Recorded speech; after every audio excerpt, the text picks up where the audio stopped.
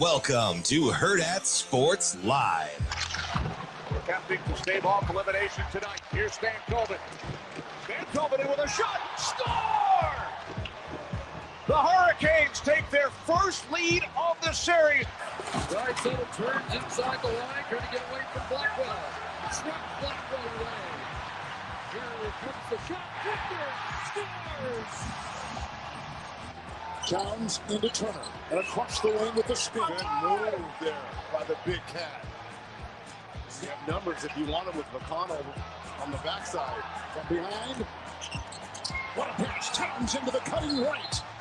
A 20-point fourth quarter for All-Star Karl Anthony Towns of the Knicks. DiVincenzo, plenty of time. That's a break. 1 point game. DiVincenzo tries again. Puts it in. Tie game. Williams has one that he likes, and off we go with Ohtani blasting the ball. Way gone. 1 pitch, 1 swing, 1 run. Swinging a drive. That one sucked out there deep, way back. That ball's gone. It's a 3-run homer. Ravi crushes 1. Here we go.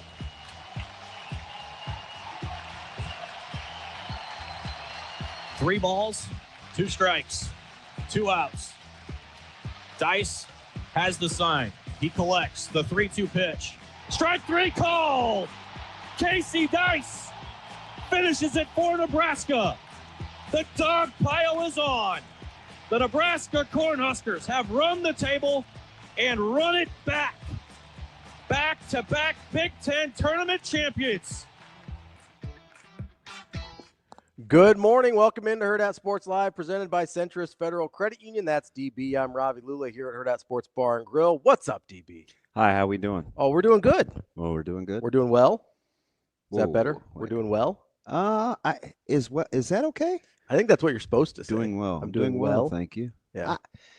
I don't know. That sounds a little. I always got upset when the people would be like, "You're doing good. Do you mean well?" Like all those people. Man, I don't care. Kids is not here for that. It's like the teacher in elementary school where you're like, "Hey, can I go to the bathroom?" They're like, "I don't know. Can you? May I go to the bathroom?" Like, what are you getting out of that, teach? I don't know. It's Like what? It's a good point.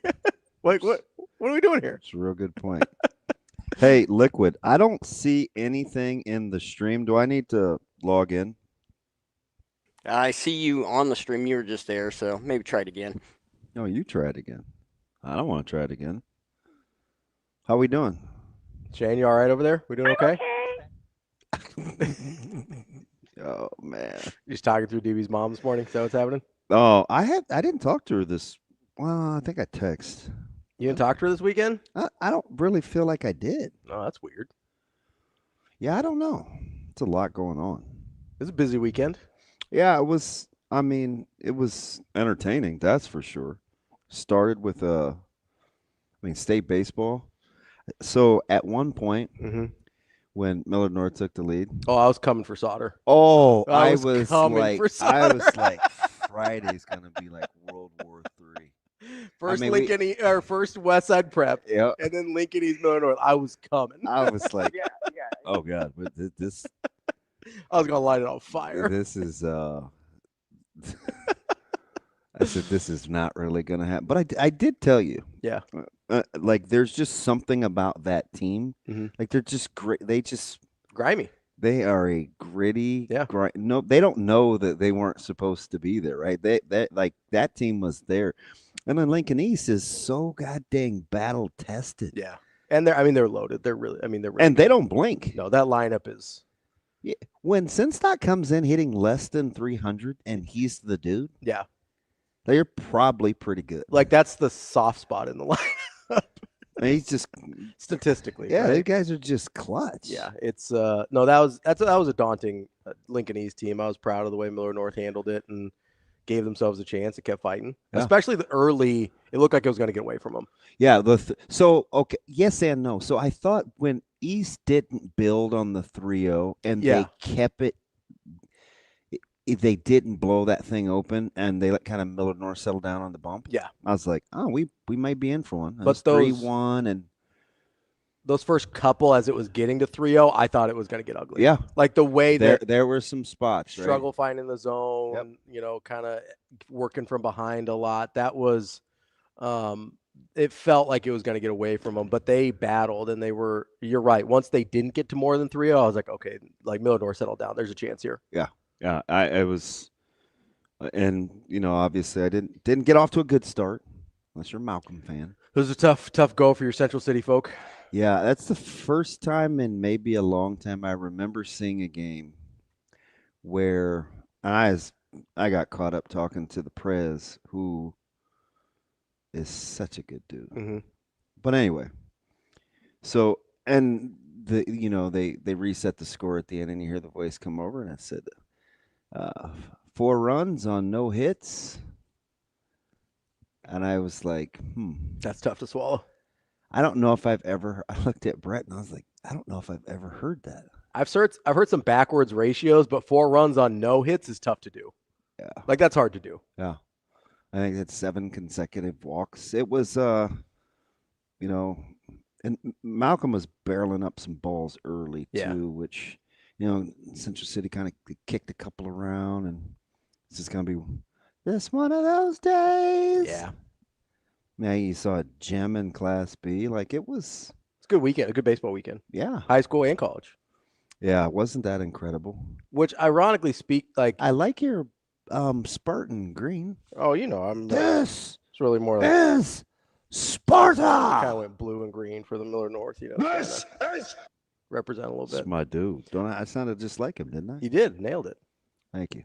No, it was ironically the concerns I had about Miller North in the championship game were largely concerns I had about Nebraska's pitching, especially early in the weekend. Yeah. Right? Like it was not very offensive in general. No.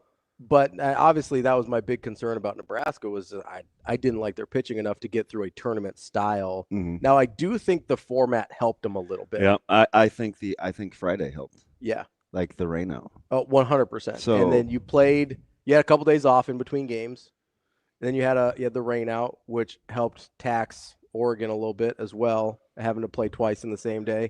Nebraska's approach for working good starters I thought was spectacular. Yeah, I like especially for a team that had some swing and miss issues. Mm-hmm. Their patience, man. I was like, okay. I was pretty impressed. Offensively, yeah. And the cool thing is why I always say winning is hard, right? Mm-hmm. Like, why are we getting into the nitty gritty of quarterback play and who gets better in year 2 development? And because we just say things, right? It's just mm-hmm. Let's get into it.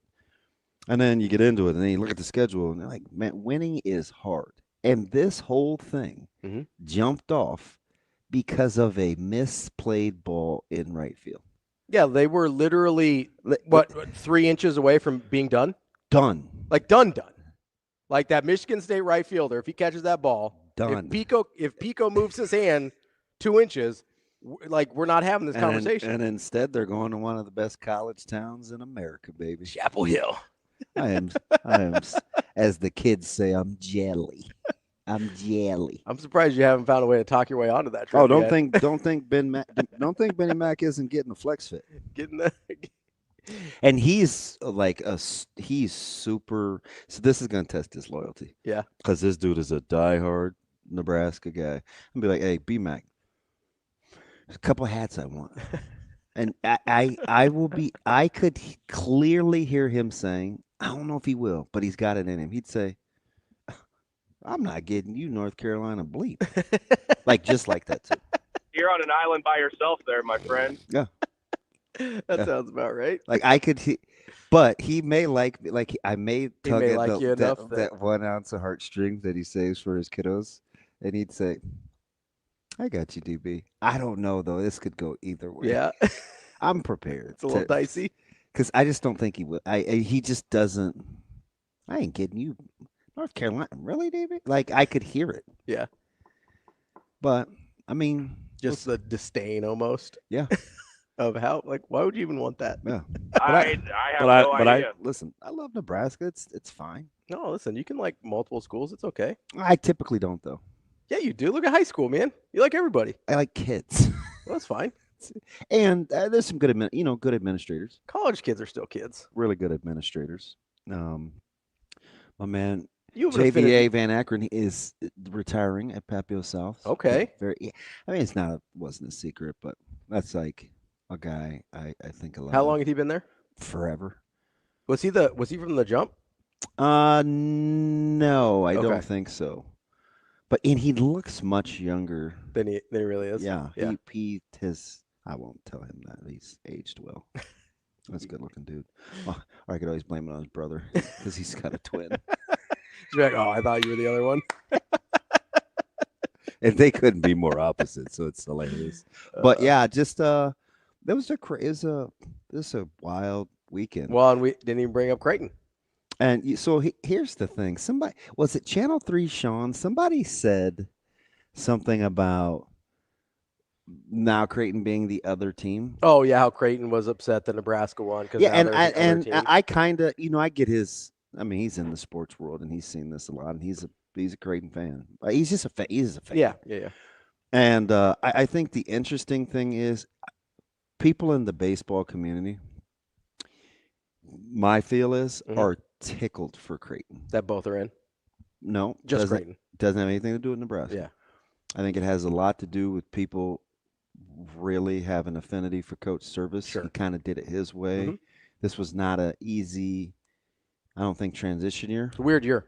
Right? It was a weird year. Handled it like a pro, and they finally got over the hump in the Big East tournament. Yeah. So a lot of things. Good way to go out for him. It was great. Because it's kind of been the big bugaboo is not being able to get through the Big East. And it looks like with UConn getting left out, they might have been on the outside looking in. Yeah. I don't know if Creighton would have gotten the benefit of the doubt as opposed to UConn. I did. But you don't feel good there. I felt great about it being a 2-bid league. Yeah. I just didn't know which to. Yeah. But I said it's a 2. I'm not even like, keep it a buck, man. That's a 2-bid league. Yeah. They're better than the 1-bid kind of narrative that was going around. Yeah. So I think people are really, really happy for Creighton. I would think so. I mean, and I think it's independent of Nebraska. Yeah. So I think you're probably right about the Coach Service thing. I also think there's, at least for me, listen to his interviews. This is about as relaxed as he's ever been. And he's not exactly chummy. No, but he's pretty tightly wound. Yeah.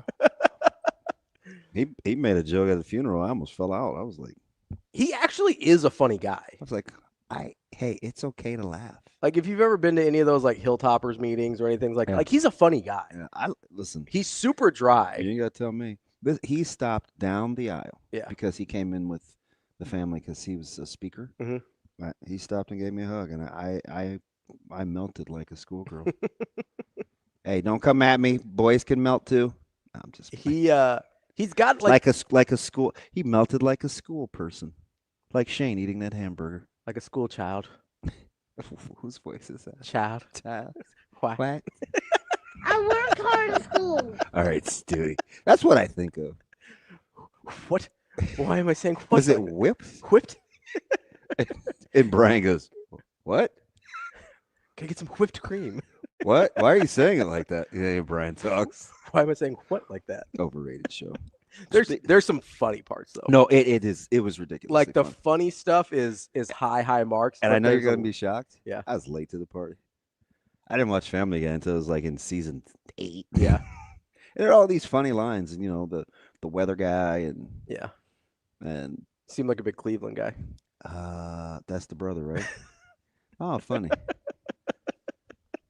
Shane liked it. He even had his own show. Yeah, see, you got a spinoff. With my wife, Loretta. That's actually a pretty good Cleveland. He's always in the bathtub. I can go into character now. I can do that. No, that's a show. There's a few of those where the highs are incredibly high. It's a funny show. But like on the episode in, episode out basis, I'm like, I'm not really feeling this. It's grossly inappropriate too. Yeah, it is. I'm surprised you like it. It's a little. You make it seem like I'm some pious schoolboy. Like I do watch horrors and like serial killers. Like I'm not. I know, but there's You're right. You're right with like some of the social stuff, like language and some of that kind of stuff. I get it. I can. You're not a chicken like I am when it comes to like gory and horror and stuff like that. Kill them all. Yeah, you're just like, oh, how just use kind language. Yeah, it's like, but don't say naughty words. Who taught? It's not my. Okay, just don't say naughty. Like, who is that? Who is that? I don't even know. Just don't say naughty words. Does that strike you as my delivery? Yeah, I'm glad you think you're funny. I thought it was pretty funny. I was coming in this morning, and do you know what the I'm over it segment was? No, what was it this morning? It was fantastic. I saw it on there, but it was. I don't know if you care enough. They got into overrated cookout foods. Oh, I do care about. And it was a gem. I almost always care about food. Because your boy is out on people that do the vegetables at cookouts. Oh, 100%. Knock it off. What are we doing?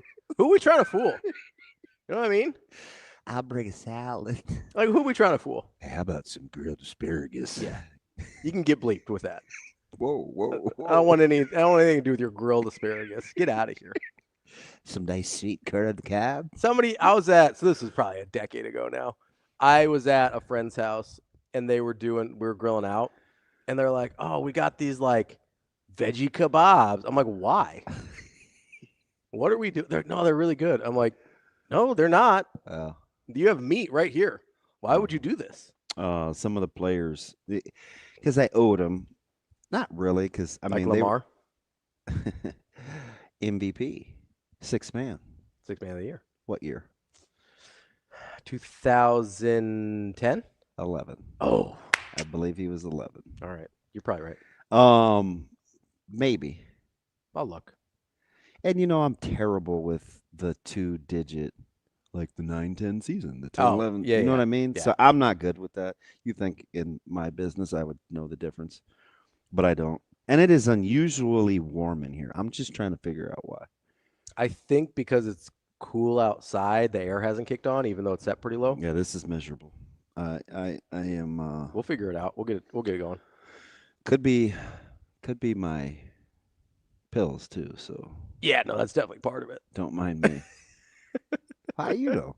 Because there's like a stark difference. I can't when you were taking them, when you're not taking them. Yeah, I can't remember who. Somebody got me back on magnesium. 2010, 2011. Let's go, DB. Yeah, 25. Thank you. I was kind of going out on a limber. No, you did a good job. Oh, you were encouraging after being a Richard head just 5 minutes ago. Me? Don't use what did you say again? Just don't use naughty words. Richard Hole. Let's not do that voice again. But the overrated, I was totally vibing because I think it's what I can't see the stream, man. I'm kind of bummed. Headley goes, Damon, did he really have to say the F word while he mutilated that family? Or mutilated that family? He's low key funny. He is funny. He is low key funny. It's kind of stealthy. That's fine. T-Mac goes, DB, did you say you watch horrors or the WH word that sounds like it? See, he's on me. He should be taking out his frustration on you. I don't know why he's on me. Because did you see him in the stream the other day when you made Nebraska? Like, what did you 10-2? Yeah. And he goes, just in typical is how he is, right? Just subtle. He's like, wow, incredible. Oh yeah, yeah. Listen, he's logged on to the Homer Network. Drinking the Kool-Aid. But T-Mac should be happy. Texas is in a good spot. Big red Kool-Aid, man. Not like Texas A&M. Oof. Yeah. Oof. Are you like don't cheer for people's demise. No, I'm just saying it's to go from you've experienced this just to go back to being a jerk, going preseason #1 to missing the postseason. That's a tough look. You've experienced this. Why you had to bring me into it? Well, just so you know, I wasn't being nice this morning. I think Baycott's still standing under the rim trying to make layups. First of all, he's doing his best. Look, this is deflective anger. I don't even know why you're laughing because you don't even know who Armando Baycott is, and you have no idea what team he's talking about. But you think it's funny because he said it. Keep it pushing. Oh, you didn't know? Dude, Dude has no idea, and you hear him over there laughing. I know. That's He's the getting funniest part. DB. I'm on delay. I'm laughing at something 5 minutes ago. You probably are. I mean, people like to give Angel Reese credit for that move. That's a Baycott original. Wow. No, it's fine. It's tough to be Texas A&M out here. Yeah, I know you're low-key. No Schadenfreude, just rooting against my guy. I mean, everybody. I'm rooting to be right that it was a bad job to take. Of course you are. No, I get it. Too. He's going to be fine because I'm sure there's a large payout number if he is relieved of his duties. Yeah. So how much money would you have to make to be miserable? Well, once they fire me, I'm not miserable anymore, and I'm still making the money. So it was a weird move. No, it was a bad job to take. That was my only point. It's a bad job to take. Hey, Sparty, relax. Yeah. Also, I was trying to represent Michigan State, helping Nebraska out with that MVP Pico. Most outstanding player for Nebraska. They battled. They do. That was. I mean, Brockett was incredible. Ty Horn was incredible. What did I say to you? Was it Saturday? Is it weird that he just? Oh, Jackson. Any other time other than when it matters, he's just a regular dude. He's just fine. But when it's like nut cutting time, bright lights, he's like, "Let's go, baby." This dude's like, "Yeah, I'm cool." You need another no out of me. Pretty, Yeah. Gave up. What did he give up? 1 through 6 or 1 hit through 6? Yeah. I mean, he's just a gem. Just dealing. Unbelievable. I'm like, all right, Jay Bizzle. I do have. He's a good. We've talked to him before. He's a good interview too because he's very a lot of gratitude. He's very humble. I think Andrew and I talked to him right after the no-hitter. Yeah. Yeah. Are you kicking me out that soon? I don't think you were here for that. Well, we did talk to him once. I don't remember. Was that it? I don't know. I get my timeline apparently, confused. like most people I deal with, I become an afterthought. No, I just get the timeline confused. Just give me time. I'm like, fade to black, baby. I'm like, you don't have that far to fade.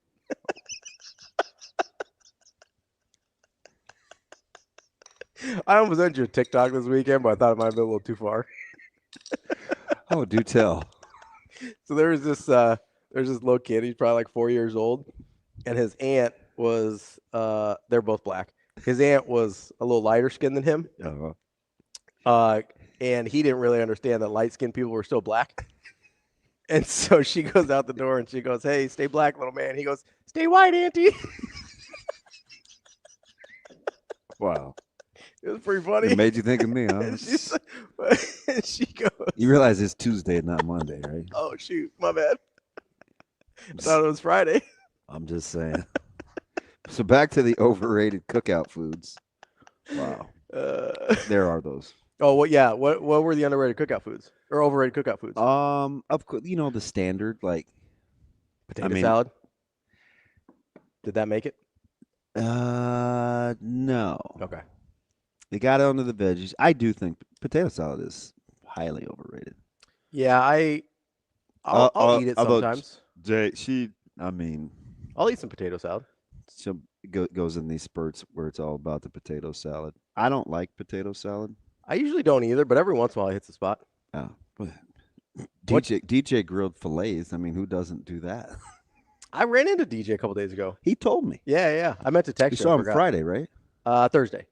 Yeah. It was Thursday. I can't remember where he said, but he goes, it was at the restaurant with my mom that we always go to. Yeah. Yep. And I was like, yes. I think I said celiacs, but I had celiacs on the brain. Yeah, it's a gluten thing.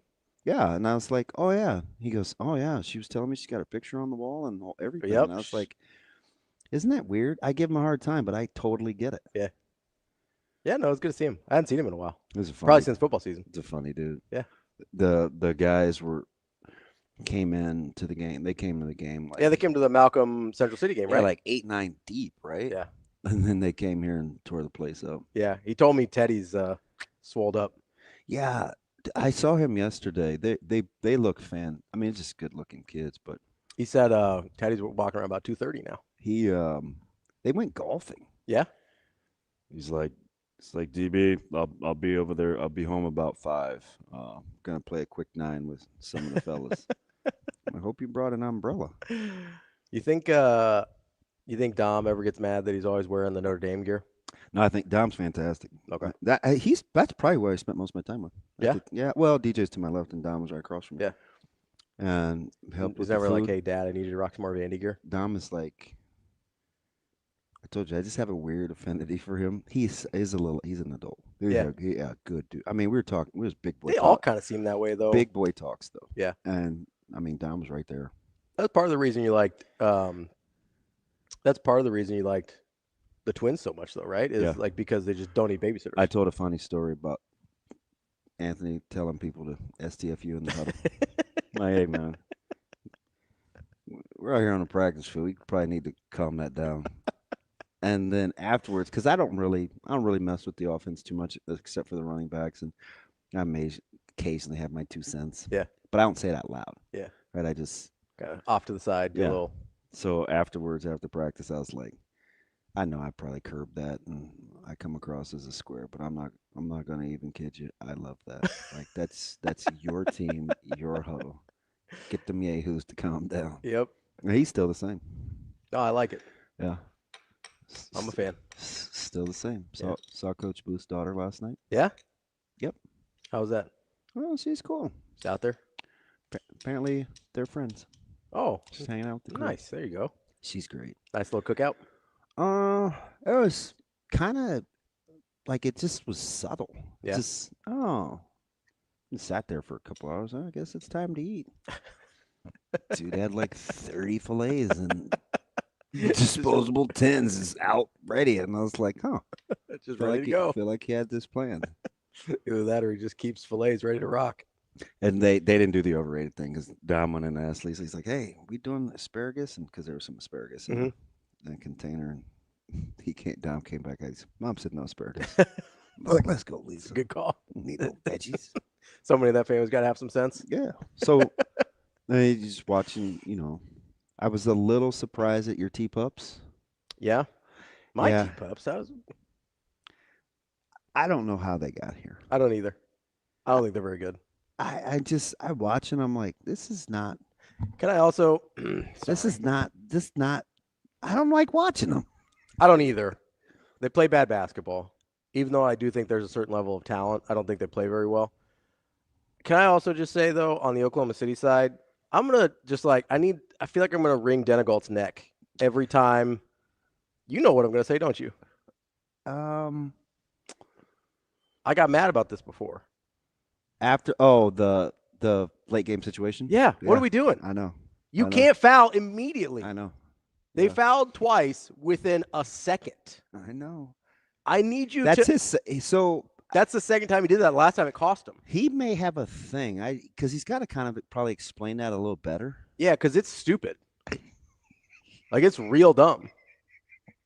You're literally doing the thing the losing team wants to do. You're extending the game. I don't understand. Surprise, surprise. I understand the foul up 3. Oh, don't you try to get it back in good graces. You're squarely in the doghouse. I understand. You need people like me. Not really. I understand the foul up 3 crowd. I do, even if it's not necessarily my go-to. But if you're going to do it, you have to do it properly and not just give the other team countless opportunities to stay in the game. Mm-hmm. That's all he was doing. Yeah. He's like, hey, I can't lose on this possession. But yeah, you're giving them 8 chances to win. And then what would we see happen? Again, Shea missed a free throw that let Minnesota He's hard to watch too. back in the door. This is kind of his national coming out party. It's not as pretty. I don't know as if people want love it to be. his game. I mean, when we say a herky-jerky game, that's kind of like it's hard. It's difficult to watch. It's not super smooth. You're not getting like the incredible power displays that you get out of an Anthony Edwards. You're not getting the crazy smooth handle that you get from a Curry or a Kyrie.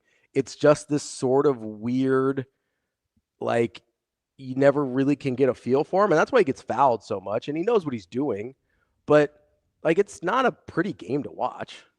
It's not a pretty game to watch Denegalt coach either. It was a weird, it was an interesting weekend. It was good. I was bummed about softball, obviously, but hey, how much does Pickens run it? Oh, you mean Yap? Yes. Yeah. I mean, super extra. Well, the SEC, it just means more.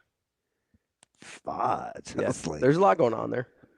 And that's how it is. I mean, I've been to I get it with softball, but oh yeah, softball players chatter. Yeah. Like they're chippy. Yeah, a couple of stare downs, and I mean, it's kind of funny though, coming from like a baseball background, not at a high level. But you've seen what's happened in college baseball the last couple of years. People cracking down on sportsmanship. Yeah, with the bat flipping and the trotting, and like they've made a progressive effort. I don't know. It may make its way into softball too. But there's stuff that softball players do like every inning that would get you beamed in baseball. Yeah. The trots or the pirouettes out of the box. Yeah, like you're taking one between the numbers. They might need to make these softball fields a little bigger too. Yeah, a little bit. I mean, when people are hitting balls out of the stadium. Yeah, not just over the wall. Like out of the stadium. Maybe we need to figure some things out there. Yeah. It's so, I mean, I focused on the regionals. I think I did land at Baton Rouge being the hardest. No. Oh, okay. No, I'm college baseball. Oh, okay. Sorry. Like, it's a manageable for region. LSU. Yeah. How much of that has to do with the fact that how much you like LSU though? So I don't love LSU. Okay. I don't love. They're LSU. the favorite, I believe, and I don't. Were you surprised Vandy got the one? You talk about a second half of the season. Yeah, like they came on really strong, but they were rough at the beginning. So I was a little surprised. I was surprised that they weighted it the way they did with the way their season went. But it's been a long time since they were not playing well. Yeah, we'll get into because they're kind of rolling. I got some Katy Perry's, man. Yeah, few dark horses. I think it's fairly open. I got a few. Am I crazy? Like no, it seems, I think it's wide. It seems pretty open. It's wide, which serves well for me and trying to get my Seminoles their first College World Series title. It's a great ACC tournament they had though. Not ideal. Well, ran into that buzzsaw, baby. Big Chapel Hill guy. Big Chapel Hill guy. I just really, their uniforms are just silly. Their combinations are sick. Carolina. Yes. Yeah. This is sick. Actually, in all seriousness, the Carolina-Florida State matchup, those are, for me, like all-time uniforms. I love the uniform combinations that North Carolina puts together. And you saw them in together. like 10 days of each other because they played the season they played finale. the last season, or the last series of the season. And I love the different, the garnet and gold combinations that Florida State puts together. The gold with the garnet pinstripes is my favorite. Hey, so what got you into even Jacob was chiming in with the Creighton baseball. Oh, yeah? Yeah, like in the group chat. Sometimes that can just be me and Dean Marinas. Yeah, sometimes. And I was like, oh, everybody's involved. Yeah, so part of it for me is a lot of times Creighton baseball is not easy to watch, just not very accessible. Yeah. So I'll listen to it because I either have other stuff going on or it's not easy for me to bring up Big Ten East or Big East Plus. And so I'll listen to it, but I don't feel like I have a great feel of what's going on. Yeah, that's what I said. I'm like, it's just not an accessible. Wow, we're breaking down Went coming out of the bullpen for a start. Let's go. Yeah, that was that dude shoved early. Yeah, once he got off to a good start, I was like, oh fudge. Creighton is stealing. I did think I was stunned they brought him out for the fourth. Like that dude felt like he was hanging on by tatters, and they're like, let's run it out again. Yeah, and it obviously worked out, right? Yeah. He gets the one out. They don't score that inning, so it's fine. Mm-hmm. But that goes the other way more often than not. Yeah. And I know Maddie was pushing back on me. I was like, come on, bud. We know what we're doing here. He's funny because you can't really tell his vibe, but he is consistent though. He is. No, he is. His delivery is very. And I consistent. understand they got a couple runs to put it 3-0, so you got him a little leeway. But man, if I see him struggling through the third the way I did, I'm not bringing that guy out for any more pitches. I felt like stealing getting him out of the third without runs. How much of a joy is it? At least for me, because I think baseball is. I feel about it. It's extremely difficult. It is. Oh yeah. It is the toughest of the true skilled team sports. Watching sailors approach at the plate. Oh man, he's phenomenal. He's incredible. There's some guys that I don't know what Sailor's future holds in terms of professional baseball, whatever. I'm sure he'll get a shot somewhere. Yeah. But that's a dude that you just look at and go, okay, that's a professional approach to hitting. He understands the strike zone better than the pitchers he's facing. Yeah. He knows the pitching strike zone isn't his hitting zone. He knows where he wants to hit the baseball. There's almost like a Kevin Youkilis to it, where it's like, hey, this guy is sort of, not that Sailors is average by any means, but at the level that Youkilis was at. He was sort of only an average hitter, but his understanding of the strike zone was so good. You talking about Kevin Youkilis? Yeah. Nice pull and why? Oh, Red Sox. Come on, man. Greek guy to walks. And he's a Moneyball and a Red Sox guy. Like, that's a perfect intersection of baseball players for me. The tape on the wrist, no gloves. That's a good pull. Oh, he had one of the goofiest ass batting stances of all time too. Huh? Where he's like doing the. Oh man, put that on your bingo card, Kevin Youkilis. Oh, I was a big Youkilis guy. I loved Youkilis. Shocker. But no, he's like that was his best skill by far was understanding of the zone. And there's like some pitches that are going to be called strikes that you want nothing to do with, and you just leave them and you spit on them, and you're like, hey, great pitch. And there's sometimes you're like, hey, I kind of have to fight this off a little bit. And that's what Sailors does. Yeah. Sailors has an incredible understanding of, hey, they're going to call that a strike, and that's fine. I don't want anything to do with it. Like, I think sometimes hitters get it in their head that just because it's a strike, you have to swing. That's not true. Yeah. You get 3 of those. Like, there's a couple you could take. You know what I mean? I'm pretty excited. So Shane, we got to make, and I know we're short today. We've had Fitty and we've had Kyle. Did you see him in studio? Mm-hmm. Him and Schick are funny. It's good to see. Schick was in this market. Yeah. So I'm going to refer to him as one of ours. Yeah. Kyle was one of ours back in the day, but he never really worked media in this market. Back in the day. Back in the day. Shane, so we're going to – I don't care who it is. It can be Fitty. I don't know if KP will make a quick turnaround because he's probably pretty tired post-graduation. And SEC tournament. And the tournament with his flight schedule, so he may be like, But does Schick have anything going on this time? Yeah, so I'll take Kendall or Schick if we can. Yeah, either one of those would be great. If we can grab them. Get a little college baseball talk because they start Thursday, right? Yeah, and guess who can get inside of Texas A&M? Who's that? Kendall. Oh, that's right, Rogers. Kendall. Yeah, So you want me to have for one of those guys? Oh my God, that would be terrific, Shane. What am I got to stay on? Am I speaking Portuguese? That'd be terrific, Shane. Thank you. If you want to speak pork, go for it. Speak who? Speak pork? Oh, we ran through it. Did you? I'll take it. What kind? Not pulled. I know you're not eating pulled pork. It's just bacon and sausage, like with the kids all around. Oh yeah. And I got my little superstar eating sausage. Yeah. So I told you a couple of those packages were pre-done. Mm-hmm. She didn't want those. She goes. She wanted you to make the patties. She said they're too small. I go. You just started eating it 2 days ago. Like, can we ease into this thing before I waste the good stuff on you? Yeah. Oh yeah, this little girl's getting pattied sausages with her cinnamon rolls. Yeah. And Caleb comes upstairs. He's like, "Oh, eating protein, good for you." And she said, "Really, Lob?" I was like, "Here, this is gonna be a long 4 days." The attitude's incredible. She just gets her tail whipped. Really, Lob? Yeah. I mean, he just puts it on her. And yeah. all you can hear is yelling and laughing. I'm like, somebody's going to break a bone. Like, dum, dum, dum, dum, dum. I'm like, Zoe, you good? Yeah. I'm just getting whooped. Like, wow. Yeah. Just come over anytime. I'm not trying to babysit. All fun and games till somebody loses a limb.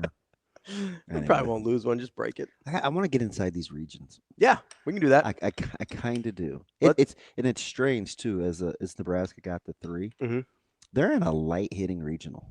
Yeah, which helps them out for my concerns. I think so. It's not a tradition. I've said this for I don't know a month now. It's not a traditional Carolina team, but they do pitch it. Yeah. Nebraska needs to win their first game. They do pitch it. Like Nebraska can't really come. And Oklahoma's gettable. Yeah, I think so. Oklahoma, isn't it weird? That was the comp I was giving Creighton. Yeah.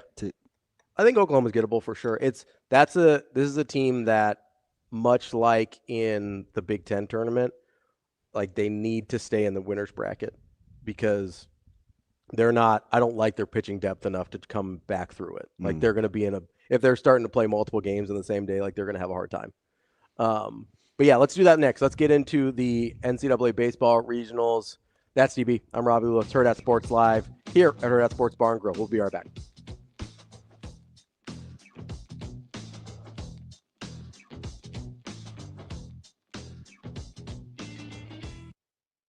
We will be back.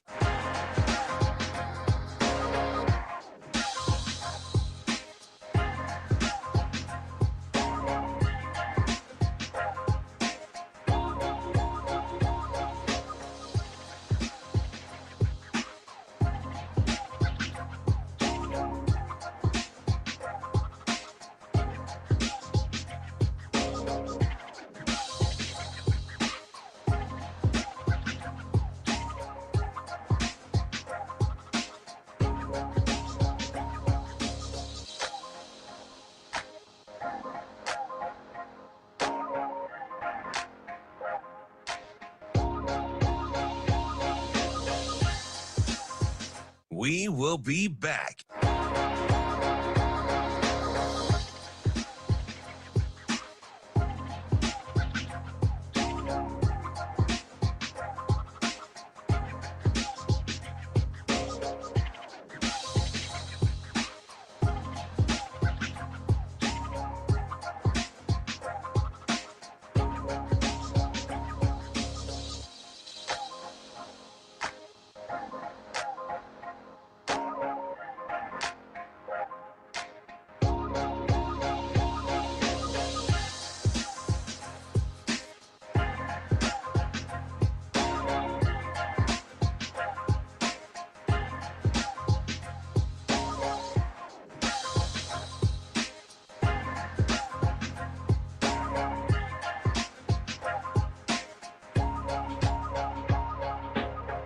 We will be back.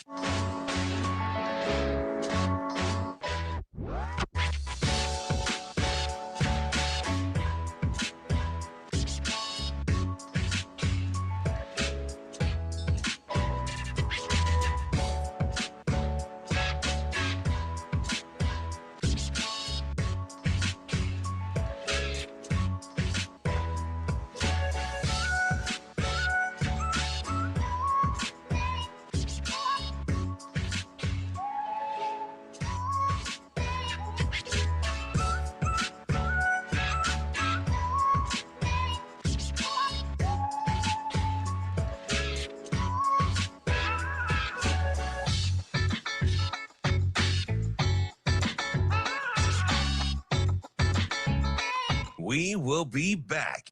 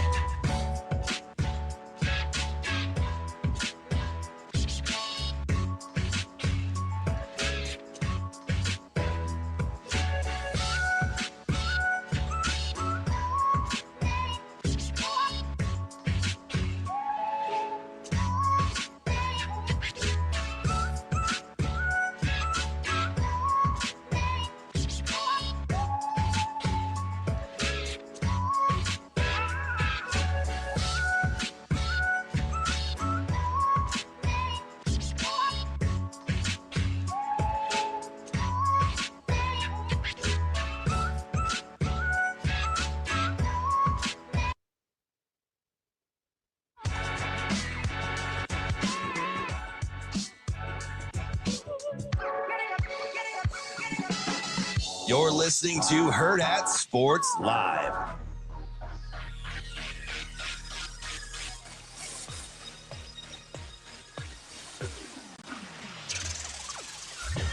We're back here on Hurrdat Sports Live. That's DB. I'm Ravi Lulla here at Hurrdat Sports Bar and Grill, reminding you, as it's a little rainy out there, maybe some slick spots out on the road, keep those eyes focused and straight ahead.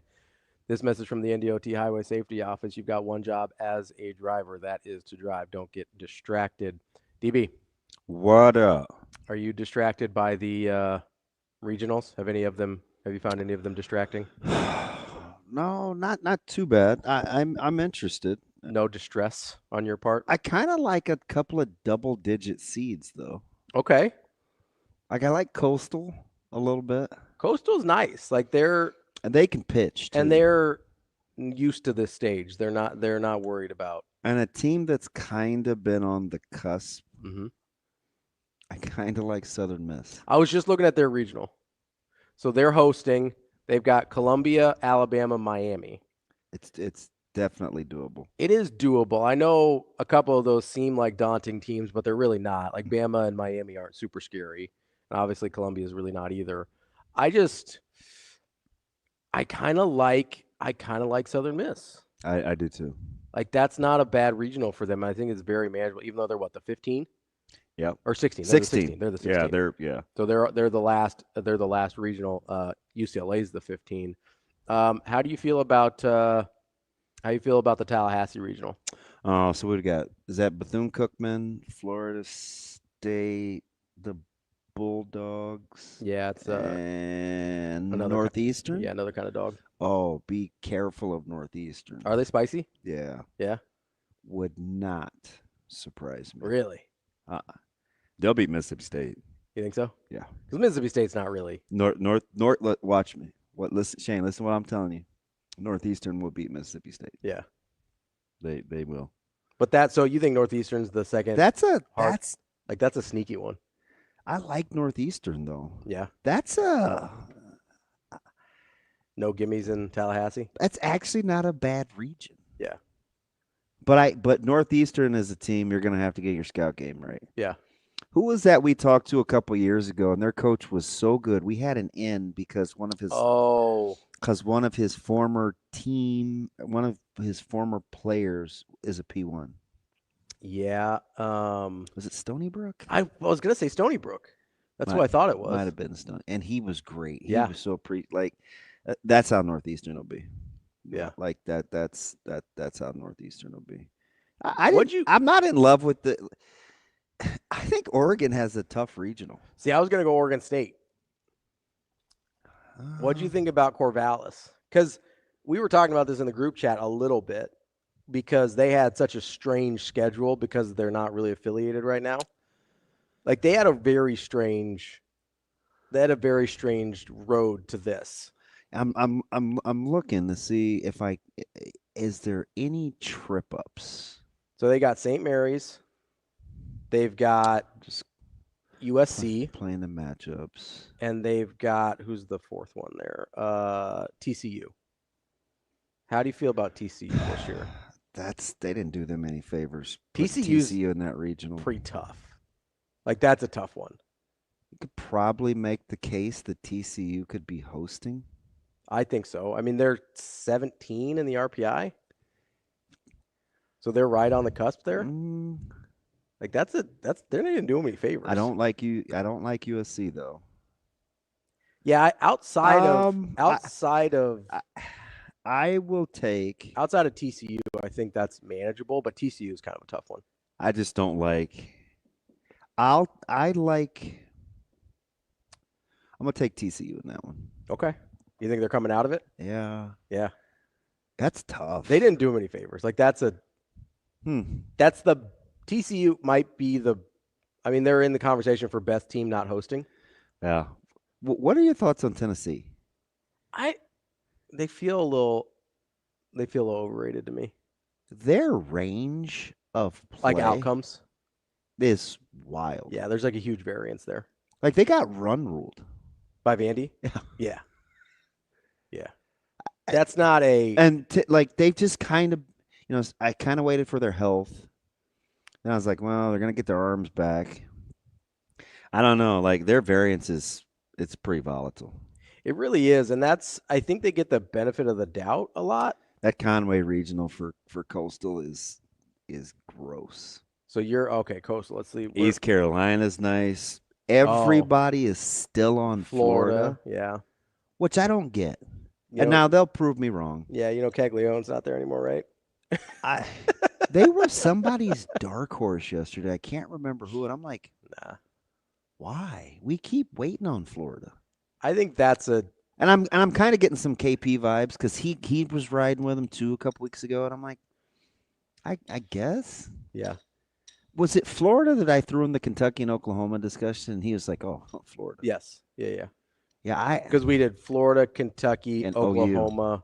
I thought there was Ole Miss. We threw Ole Miss in there too, I think. How about Ole Miss getting it together and they still kick it around? Yeah, I don't. There's a lot of these SEC teams that I'm like, they're good, but they're definitely getting elevated by the conference. Yeah.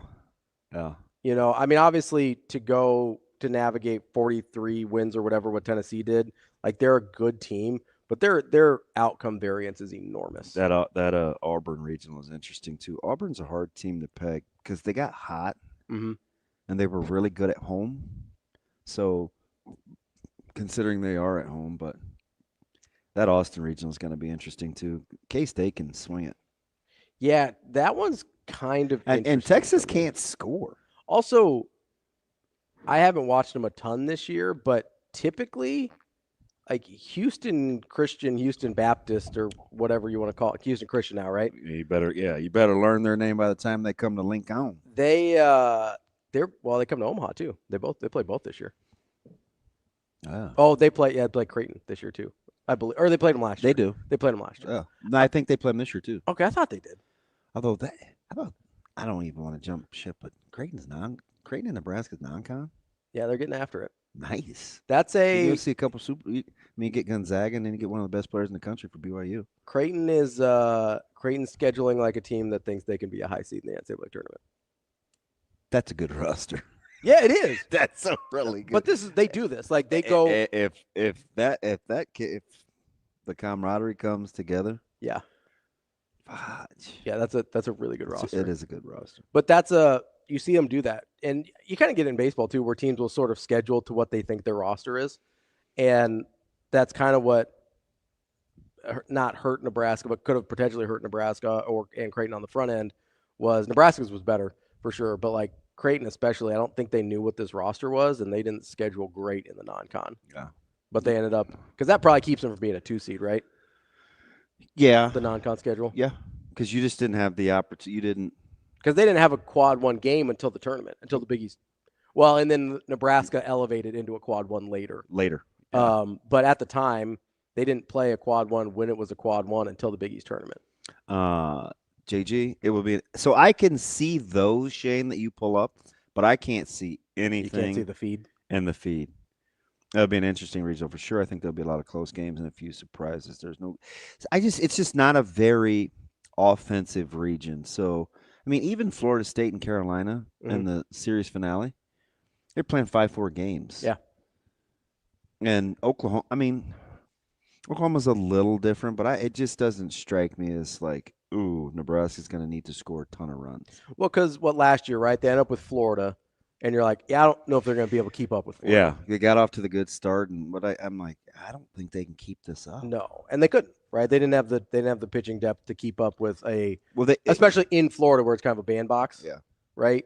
They really had a hard time with that. That's probably not the case this year. Sadie, I agree. He's like 13, 14, you girls are hitting it out of 200, 220-foot softball fields. They should be 250 minimum in college. Like, I agree. Yeah. They're leaving the ballpark. Well, and they've made a lot of other changes to the game and never really adjusted the seating capacity for one. Well, yeah, but I mean also, I know this was a while ago, but I was watching a broadcast. I think it was the Nebraska broadcast where they're talking about where they switched the ball from the white ball to the yellow ball and kind of how the difference that made. And it's like the batters have adjusted and now it's sort of caught back up. And you go, okay, you probably need to make some, like as bat technology's gotten better and hitters have gotten better, probably need to make some adjustments to dimensions there. Like 220 is pretty light. I was floored. Yeah. And there are some big time hitters. 100%. Yeah. There's I'm like they can mash. So just flat out flipping rake. Probably need to have more than like a 12-year-old little league field to contain that a little bit. Which national seed do you think is in the most trouble? Ooh, let's see. That's a single digit seed. Okay, so like so one of the top 8s. Yeah. Let's see here. I like how Vandy's playing. Honestly, it might be. They're not in a great regional, like competitive wise. I don't love Georgia. So I was looking at Georgia, and then I was looking at, we talked about Oregon State. Now they have 2 of the best hitters in the country in the Yeah. middle of that lineup, but I don't love Georgia. I was looking at Georgia. I was looking at Oregon State because of TCU, obviously. And then, but Georgia's got to deal with Binghamton, Okie State, and Duke. Yeah. Would you be shocked? Would you be shocked if Auburn lost? No. Hey, Auburn's a little. I mean, no disrespect to my 4 seems high to Preble or Frank Thomas or Bo or Greg Olson, but those mid-'80s Auburn's team. 4 seems high. I would not. It wouldn't shock me, but they got like they're playing. The second half of their season was pretty good, and they were outstanding at home. Yeah, I think they were like 26-4, maybe something like that at home. Mm-hmm. Like they were way good. Yeah, that was one of those SEC teams we were talking about. That is just like their home road splits were dramatic. Yeah. Like them and like Alabama were pretty aggressive. I don't love Alabama. I don't either. But I don't I either. mean, it will be wide open. But they're not a host, right? So they're I don't know what to make They of probably them. won't put it. I got to ask one of my degenerate friends. They probably don't have odds this early. They may probably wait to. I think they have them for national champion. I don't know if they have them for the individual regionals out yet. They might wait a day. I need somebody to get on that. I'm sure somebody has them out. Get Brett where I said. I'm sure somebody has those things out. Well, Schaefer, see what he thinks. Big baseball guy. Yeah, I'm sure he's excited about We this. missed talking to Schaefer last week, didn't we? Yeah, Did we get Mike J? No, he was unavailable last week. He was on the move. Said he could maybe go later in the week. Yeah. So I think we just punted on it. Nebraska's recruiting weekend targets are falling by the wayside, too. I know. A lot of people were mad about the Titan Davis one. It kind of bummed me out. Yeah. Not going to kid you. He's pretty good. I think. I was a little surprised. Yeah. He seemed pretty interested. Then USC comes swooping in. Well, Lincoln Riley's 2026 class. Yeah, I'm just going to keep saying they're number one right now, aren't they? It's pretty. He's doing some work. It's incredible. I do wonder. I asked you this last week. Yeah. Because you're kind of yucky on SC, and I'm like, well, I just don't like him in the conference. You're not alone. He has more critics now than ever. But I think it started because remember I asked you the question last year. Mm-hmm. I said, does he need to shake off the stink of jumping ship to avoid the SEC? To avoid the SEC. Yeah, he does. Because I couldn't figure out what it was, but he's kind of fallen out of favor for a guy that I think's a pretty good coach and has won a lot. Yeah, I don't think. But we kind of poo-poo Link. He's a good. I don't know what it is. Part of it for me too is he seems almost willfully stubborn about, hey, this is how I coach. I'm not going. I know he's brought in some new guys in terms of defensive coordinators and stuff like that. And their defense was way better last year. Yeah, but he seems a lot of the time he's been sort of like willfully stubborn about, hey, this is how I play and we're going to figure it out. And it's like, that doesn't always work, especially in the Big Ten, just a different beast than the Pac-12 or the Big 12 or the ACC. And I don't know, like if you don't have Caleb Williams, this is the thing I asked last year. If you don't have Caleb Williams, what is this team? Like if you don't have a Caleb Williams level talent, what is this team? Terrified is too strong of a word, and I know we got to get to Schaefer, but I think Schaefer's not till 9. We got plenty. I thought he was 8. No, we got plenty of time. I think he's I'm a little concerned at the level of disrespect. I think he's better than. I think they'd be the. It's not quite giving me Sark vibes from a couple years ago, but I think they'd be the best team in the Big 12. And I don't mean that disrespectfully. I just stylistically, I think you can really struggle to play the way he wants to in this conference. Well, we'll see. We've seen it with every. And it's more offensive line than defensive line, in my opinion, in this league. But I mean, we've only seen one team do it successfully, and that's Ohio State. Really play kind of the way he wants to play. And Ohio State's always, when they've won at the highest level. And I still would call, they are a power spread team. Oregon? They, no. Ohio State. Yes. Ohio State is much more like. Double at the point, the downhill run game. Like, it's a power team. Yeah. Much more so than USC is. Oh, look at the offensive lineman they got drafted. Clearly, Ohio State was pretty good. Well, so that was going to be my point, is when Ohio State wins at this level, it's because their lines, their trenches are incredible. Yeah. Like we saw, what did we see the last few years where they're like, oh, they don't have any of those star defensive linemen. They've really struggled. And guess what? They weren't really winning at the level that Ohio State and it was why Michigan was wearing them out. Yeah, that's why Michigan was beating them, right? Because they could kind of impose their will on them. And that's the only team we really see even do anything similar to this in conference and win at any sort of high level consistently, and they still have the linemen to do it. I don't know if USC does, and I don't know if that really – I don't know if having a power element really suits what Lincoln Riley wants to do. I am glad that game is in Lincoln. Yeah. I just don't want to back-to-back that Cali thing. No, that'd be terrible. Pasadena's already gives me the willies. I may skip that game. You got a little – Yeah. Go all Zoolander. You got the black lung. Yeah. Which reminds me, we got some big interviews coming up for that second week in June. Yeah? Yeah, so I might have to mess with our schedule a little. All right. We can figure it out. Getting down to it to see who we all get to work with. Yeah? Yeah. Well, we'll see. We'll figure that out. That's DB. I'm not telling. Yeah, you'll tell me. That's DB. I'm Ravi Lulla. We'll be back. More Hurrdat Sports Live. I think that is a huge part of it because really nobody on the roster had played in a regional before last year. Now these guys all have.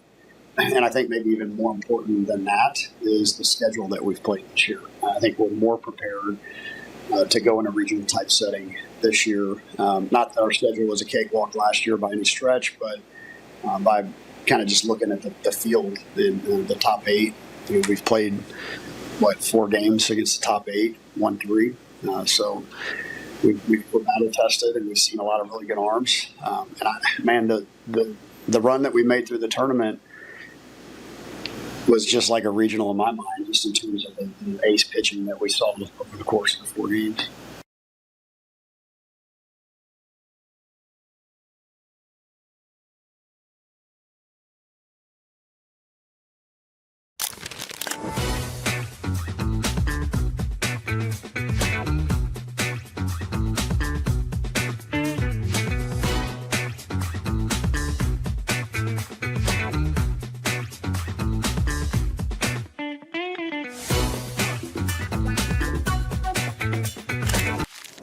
Aspirations can drive us. Sometimes a simple gesture is what fuels the pursuit of a dream. When it's time to make your dream a reality, we are here to help.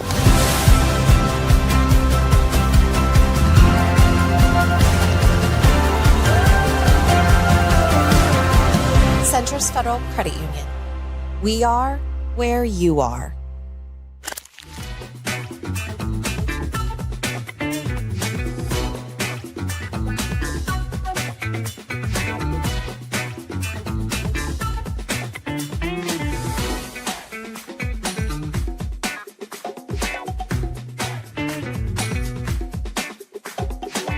Yeah, I mean, I think you can look back at the last month and a half, 2 months, and I think, we really started to play complementary baseball. We've talked about that a lot this season as a group.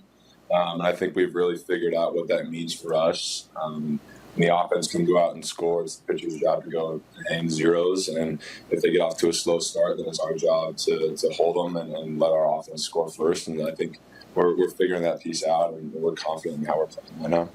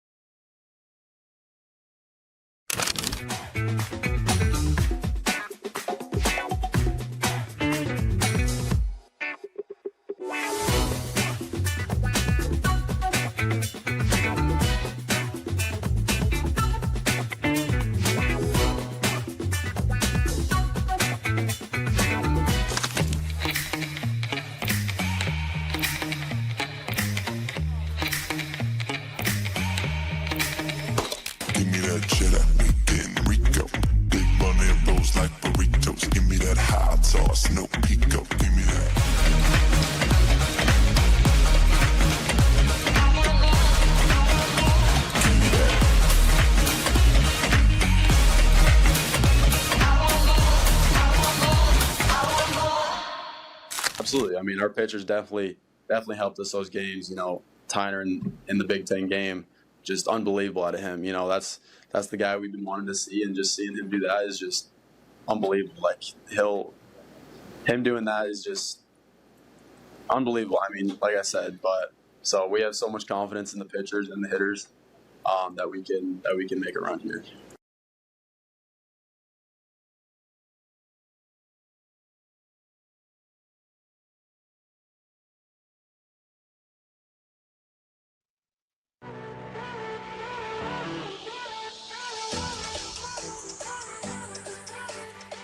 Welcome to Hurrdat Sports Live. A jam-packed crowd has reached a fever pitch. A strike 3 called. A turbulent season ends with a repeat. Nebraska dog piles for the second straight year at the Big Ten tournament.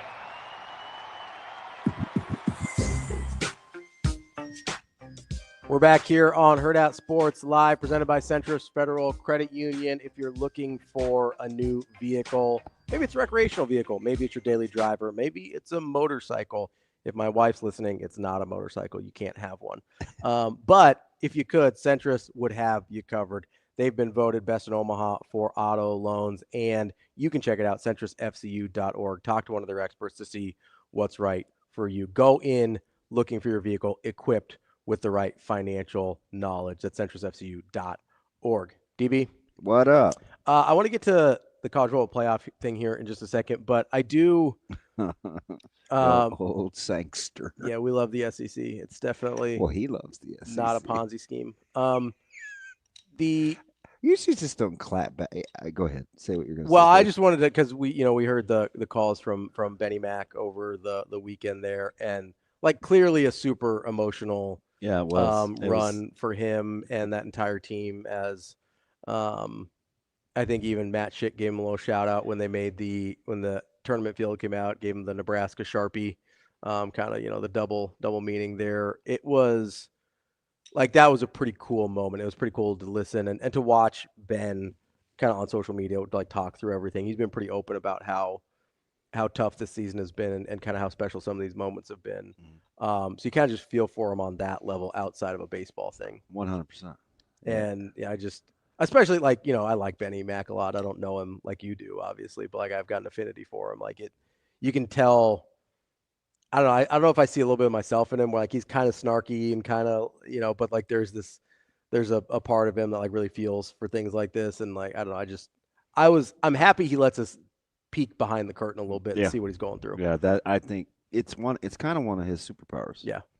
Right. Cause he has this unique ability to, sometimes he can come across like he's keeping you at arm's distance, but he's really not. Yeah. I mean, you'll get in there and when you do, but I think for him, it was just it's just a crazy magical ride, and I think he wanted those guys to win so bad. Oh yeah, just so bad. And I'm not gonna do this to myself. I'm gonna keep it moving, but I'm just saying like I'm extremely happy for him and the network and Coach Bolt.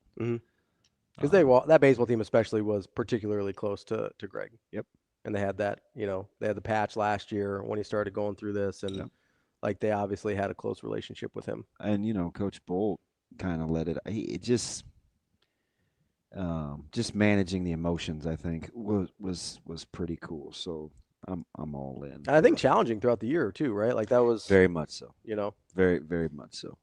And that's I think one of the things that maybe we didn't give enough credit and credence to in the moment. It's just a heck of a run. Yeah, just unbelievable, unbelievable. It's just typical. That was the most Nebraska thing ever. Yeah, was to just sack up. Yeah, and figure it out. And again, I get it. It took it. You needed a little help. We're 2 inches on a glove away from But that's how baseball goes. That's how sports go, man. Especially baseball. Sometimes baseball's weird. You need a little health luck. You need a lot of things have to go your way to make postseason runs. It just doesn't. And guess what? Nobody's really going to remember in a couple years. Yeah, how they won the Big Ten 2 years in a row. It's like, oh, hey, back-to-back Big Tens. That's nice. It's crazy. And now I don't know what you do. I know some Nebraska baseball fans DM'd about does this mean that they're not making any changes? I don't know if they were. I mean, you'd have to probably take a good hard look. Had the season ended, differently with 2 in the queue in the Big Ten tournament or 1-1 or whatever. But I don't. I know there's been some way above my pay grade. I know there's been some frustration with Childress and the way the pitchers haven't really come along the way you want them to. And listen, that's part of my. Like the way they go about. Don't tell that to Drew Christo. I know, but the way they go about their approach to pitching, like you have to have. I think some of your guys have to have a little bit better stuff for it to work that way, right? Like working backwards, trying to locate the breaking ball and then work off of it to get your fastball. And I understand the philosophy. I don't know if the guys the guys they currently have are quite. I don't know if they're quite good enough to execute that at a super high level consistently. And I think that's why you saw a lot of the variance we got with them this year. Yeah. It's a tricky thing to pull off.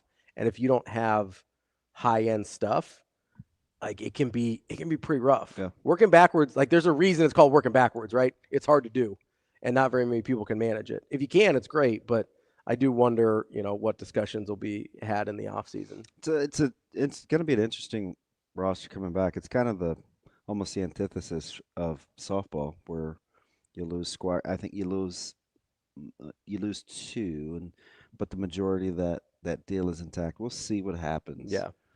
With I was tongue in cheek. I was a little worried about guys like Nunez. Yeah.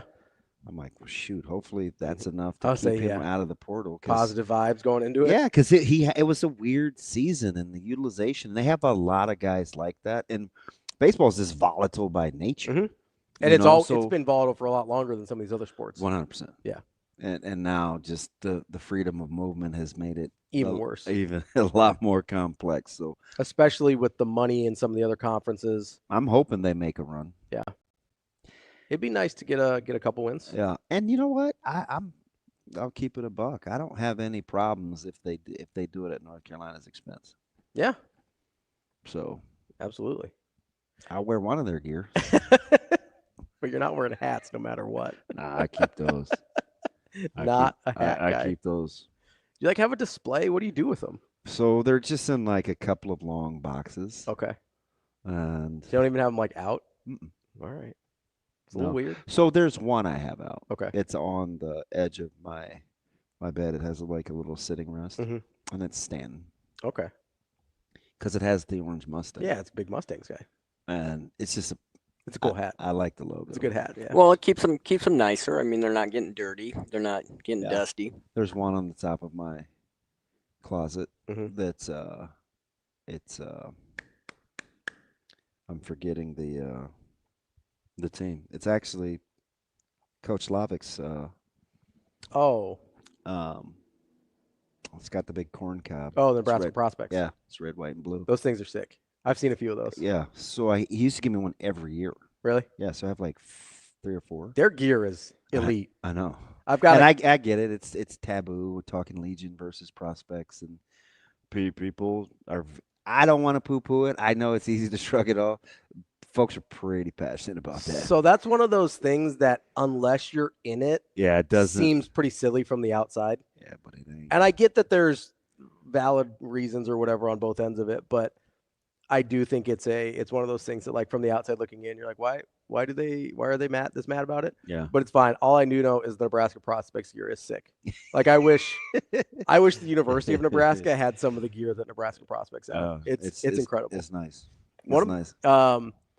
Speaking about not being nice. Well, how'd you like to be an adult and just get slapped down at the table like that? Well, I mean, are the ACC and the Big 12 really adults in this conversation? See, who are you, Sankey Spawn? No, but I'm just saying, like, they're at the kid table of the college football playoff discussion. Okay, well, they are. Don't say anything if Clemson wins the national title. I mean, they're not going to. It's fine. I don't know. You like Clemson a lot more than I do. It's a good football team. That's fine.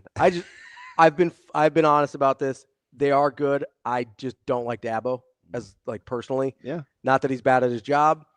He's great at his job. They might be very good this year. They might win a national title this year. I will be rooting against them, not just because they're conference rivals with Florida State, but also because I think Dabo is a self-righteous D-bag. And if they win, they're gonna have a heck of a success story at quarterback. Yeah, because Klubnik was left for dead. They stayed with Klubnik. Yeah, Klubnik was left for dead. He was the poster child, and then they splashed him in, and he got DJ to leave, and then he didn't have the follow-up season. Mm-hmm. He just progressively kept getting better. Just got a little better. And now I don't know if you'd call him elite, but you have a very, very, very good OC. Mm. And he was a great hire a year ago. I mean, Adam McClintock, those guys were like, hey, DB, I'm vibing with you. This is a heck of an upgrade. Yeah. And Clemson's gonna be good, man. Like that's a good football team. I would probably put them they're firmly in my top 3. Ooh, okay. So Ohio State? Reluctantly. Okay. I wish I knew more at quarterback. I mean, I think they wish they knew more at quarterback too. I think they feel good. Yeah, but they still don't know anything. They haven't seen it. You know what I mean? Like, it's the thing Coach Rule said. Like, yeah, you can feel great, but until it's out there, you have no idea. Yeah, what did he say? His wording was incredible. This was on the heels of going with Harburg. Sims. Over Sims when I felt like Sims was maybe – I intimated that he was healthy enough to go. Yeah. And Coach Rule said, that's the thing about quarterbacks. You just don't know until they're out there. How guys receive them in the huddle, and we're going with Harburg. Yeah, you just have no idea. I was like, all right, we're going with H2. So I guess as good as they feel about saying, I'm sure, like, you don't know until it's out there, right? How many high-end prospects have we seen? I mean, talk about Klubnik. Like, it took him a while to figure it out. And that's not to say that Sayan's going to not be good long-term, but you know what it is this year.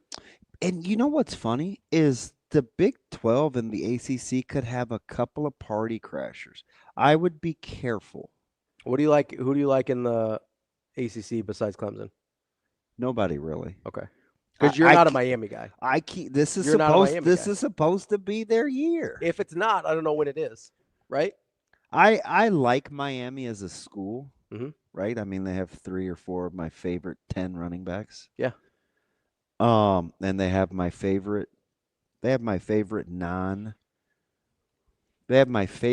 player that has never really played for a team I love. Who's that? And it's not close. It is not close. Sean Taylor. Oh, okay. Yeah. I knew you were a big Clinton Portis guy. Yeah. It is not. Sean Taylor. Yeah. Yeah. Yeah. Huge. Sean Taylor's one of my top. He's one of my favorite people in any sport. Yeah. Yeah. Yeah. But you're not buying. You're not buying. You're not a Cristobal guy though. That's the thing. Yeah. I'm not. Yeah. I get that. And I guess if you're going to pay the alleged number, whatever was being paid, I don't know if I believe the $4 million for Beckett in the NIL market. I don't like how they build relationships. Like, I know how they've done some of the NIL deals, and it is very throw money at it. Yeah, and I can speak to that factually. Yeah, they just throw money at a situation. So guys have gotten worse on their watch. Yeah. Like good players that they've gotten. I mean, check with the fan base. They'll tell you the same thing. What is so that, maybe Miami. What is that team last year without Cam Ward? In trouble. Pretty bad, right? I mean, like 500. And in trouble, right? Because they danced through raindrops with him. I mean, how many? He saved their proverbial bacon. Virginia Tech. There was 3 games like in a row. It was like Virginia Tech. I want to say Duke. So the Virginia Tech game, I remember watching. Because that's the toe tap in the back. Yeah, that was a Friday night. Yeah, that was a toe tap in the back of the end zone. Yeah, I was. Like, they should have lost that game. Mm-hmm. I think they did lose that game, but they couldn't overturn the call. Yeah. Right? There was that one. I think it was Duke, and then there was one more, like, right in a row, or like 3 and 4 weeks. Duke likes their quarterback. With Mensa? Yeah. Yeah. I don't know that the rest of the roster is good enough. Wait, hey, Shane, you know what's coming up is you got to reach out to Phil Still because he'll do the tour. I think that thing drops on the 4th. Oh, does it? Of June? Yeah. Oh, that's about right. It is June every year, isn't it? I don't know why the 4th sticks out in my brain. I've been seeing on Twitter he's on the tour, like he's going. I want to say June 4th. I do. But I don't love anybody in the ACC, but that's part of the reason why I like Clemson, even though Clemson's schedule it's manageable. Yeah. I mean, most teams' schedule in the ACC is going to be manageable. Keep saying that. It is. Like, it's not the Big Ten or SEC. Like, if Clemson's playing in the Big Ten or the SEC, we probably feel differently about their schedule. So what's 10 days from now? 10 days from now is... So just an hour ago, he said 10 days till magazine goes to press. Let's see, 6th? Okay. So it goes to press the 6th. So it probably won't be out for another week or so after that. Because they got to print it. Yeah, you got to push back. Seems early. I think before he was in July. Stop it. Well, I'm looking back at the old emails. Oh, maybe it does. Maybe it is July that it actually comes out. I don't know how long it takes at the printer. I don't. But I don't peruse. I'll send a filler out. The magazine stands in grocery stores. Yeah, I probably should. Usually because there's somebody or two already over there, and it always looks like a creeper. What do we got going on here? This doesn't. I don't know what a quote unquote regular person looks like. But they don't look like regular people. Checking out the National Enquirer, stuff like that. I'm like, yeah, I ain't going over there. So I don't really peruse magazine stands. I just go purposefully one time a year to go get my Phil Steele. Yeah. And I usually get all. There's 3 that I get. I usually get them at once. I get Athlon, the Big Ten specific one from Athlon. I get the Phil Steele one. I usually get an NFL one. I think that's it. I don't get any of the NFLs. Really? NFL is pretty easy. The rosters are so small. Sometimes I just like having it all in one place. Unless you're a fantasy guy. Yeah, some of it's fantasy, but I like having it all in one place too. Ouch. Where it's just like, hey, right in front of me. Yeah, so I got to get back to Sankey, though, because the teams that I think, Clemson will be a player. Mm-hmm. I think there's some combination of, a K-State, an Iowa State, a BYU. Like somebody's going to be a fly in the ointment. Arizona State. Like you like Utah this year? No. Okay. I mean, I like Utah to do Utah things. But not it's a 7-8 win team. Yeah, but not to be a problem. The best team in that team in that state is BYU. Did you say Arizona State? Yeah. Yeah. I mean, so I would be careful. I mean, and maybe they'll cannibalize each other. I think the Big 12 is in a better spot to be a problem than the ACC. Personally, although the ACC has the best team. The best team. I would agree. I think they have more good teams in the. I think there's more good teams. I mean, quietly, like if I'm really. I mean, you like SMU's chances again? I do a little bit, but I don't love them at the quarterback like everybody else does. Yeah. It drives me up the wall. I'm not a huge fan there. But again, a year in the system, and they have a really good coach. Yeah. So I'm not going to count SMU out. I'm not going to count SMU out either. But I'm not really. I mean, I like Rhett Lashley a lot. I'm not a big Jennings guy. He's got a lot. So the next step he's got to take is you have to take the gimmies. Yeah, I was gonna say he doesn't do enough of the easy stuff consistently. Got to take the gimmies. That I don't feel great about it, but I do. Like we said, even though Clemson's the best of these teams, I like my chances with Arizona State, Iowa State, BYU, Kansas State, probably better than I do with just Clemson. So was your problem with Sankey that he comes across as? No, here's my problem with Sankey. The best interest of the sport, but it's really about 2 conferences? Well, there's because you realize if they come to power, yeah, they're definitely at some point they're going to try to leave everybody else out, including the Big Ten. And I think, in my opinion, you think so? Kind of. I don't think they're big enough on their own. They won't be, but I'm telling you, they may try. They'll pee in the sandbox. Well, I think they're trying to pee in the sandbox right now, because here's what I think is happening. The way this is, because I don't think he's actually mad. I think he's sort of grandstanding a little bit, because this is how I see this playing out. Is behind the scenes they were talking about. I hate the automatic qualification. I'm not going to give you any pushback yet, but you know how I feel about AQs. Yeah, I haven't liked it from the jump. So here's what I think, and I'm staunch in that. This was before it was. This is when it was 4. Yeah. Yeah. I'm like, hey man, AQs suck. Here's what I think he's doing right now, and this is why I'm mad at him. And it's smart for his conference, and it's smart for him to do, but it's going to end up in a way that I think is stupid. It's bad for the sport. Is he's positioning this thing like they don't want everything that is already coming with it, right? It was reported like 2 weeks ago before the meeting started that the SEC wanted 16 and they wanted 4 automatic qualifiers. Well, now he's talking about I don't know about 16, and well, maybe why don't we get 5 automatic qualifiers? And he's starting to push back on the things that he wanted, asking for more, because here's where it's going to land. He's going to concede to the 4 automatic qualifiers and 16 teams in order to not have to go to 9 conference games. That's how he's playing this, and it's smart for him to do. I understand that. But he's playing it so that he's going to get the things he wanted in the first place, 16 teams. And so you're cool with them just getting their $8 million per and divvying that up for the teams that get in, at the risk of not being paid by the network for the 9th conference game. Yeah, that's where I wonder what that number is, because you're going to leave it on the table if you don't go to 9. Yeah, because right now I looked at the numbers. They don't have. The fiscal numbers I saw were for 23-24, not for 24-25. So this was before the Big Ten expansion. And The last numbers I had, actually, the Big Ten was a little ahead of the SEC. The 75 mil? Because, Or it was 8, 60. So this past one was like in the low 60s. Yeah. Next year, you're talking mid-70s. Because the new deal hadn't kicked in last year. But so I was looking at because I was looking at tax filing, so it was the year before, and it was like 880 for the Big Ten. It was 808 for the SEC. So like a kick drum? Yep, like 808s and heartbreaks, like Kanye. It's your guy. Not my guy. Not my guy. But so the Big Ten's actually ahead, so they're giving up $70 million or whatever that is, $72 million for that. I mean, that's basically comes down to the ninth conference game. So what he's basically betting on is, hey, I'm going to get my 4 AQs, because they're still eligible for, at that point, they're still eligible for the at-large spots, aren't they? Yeah.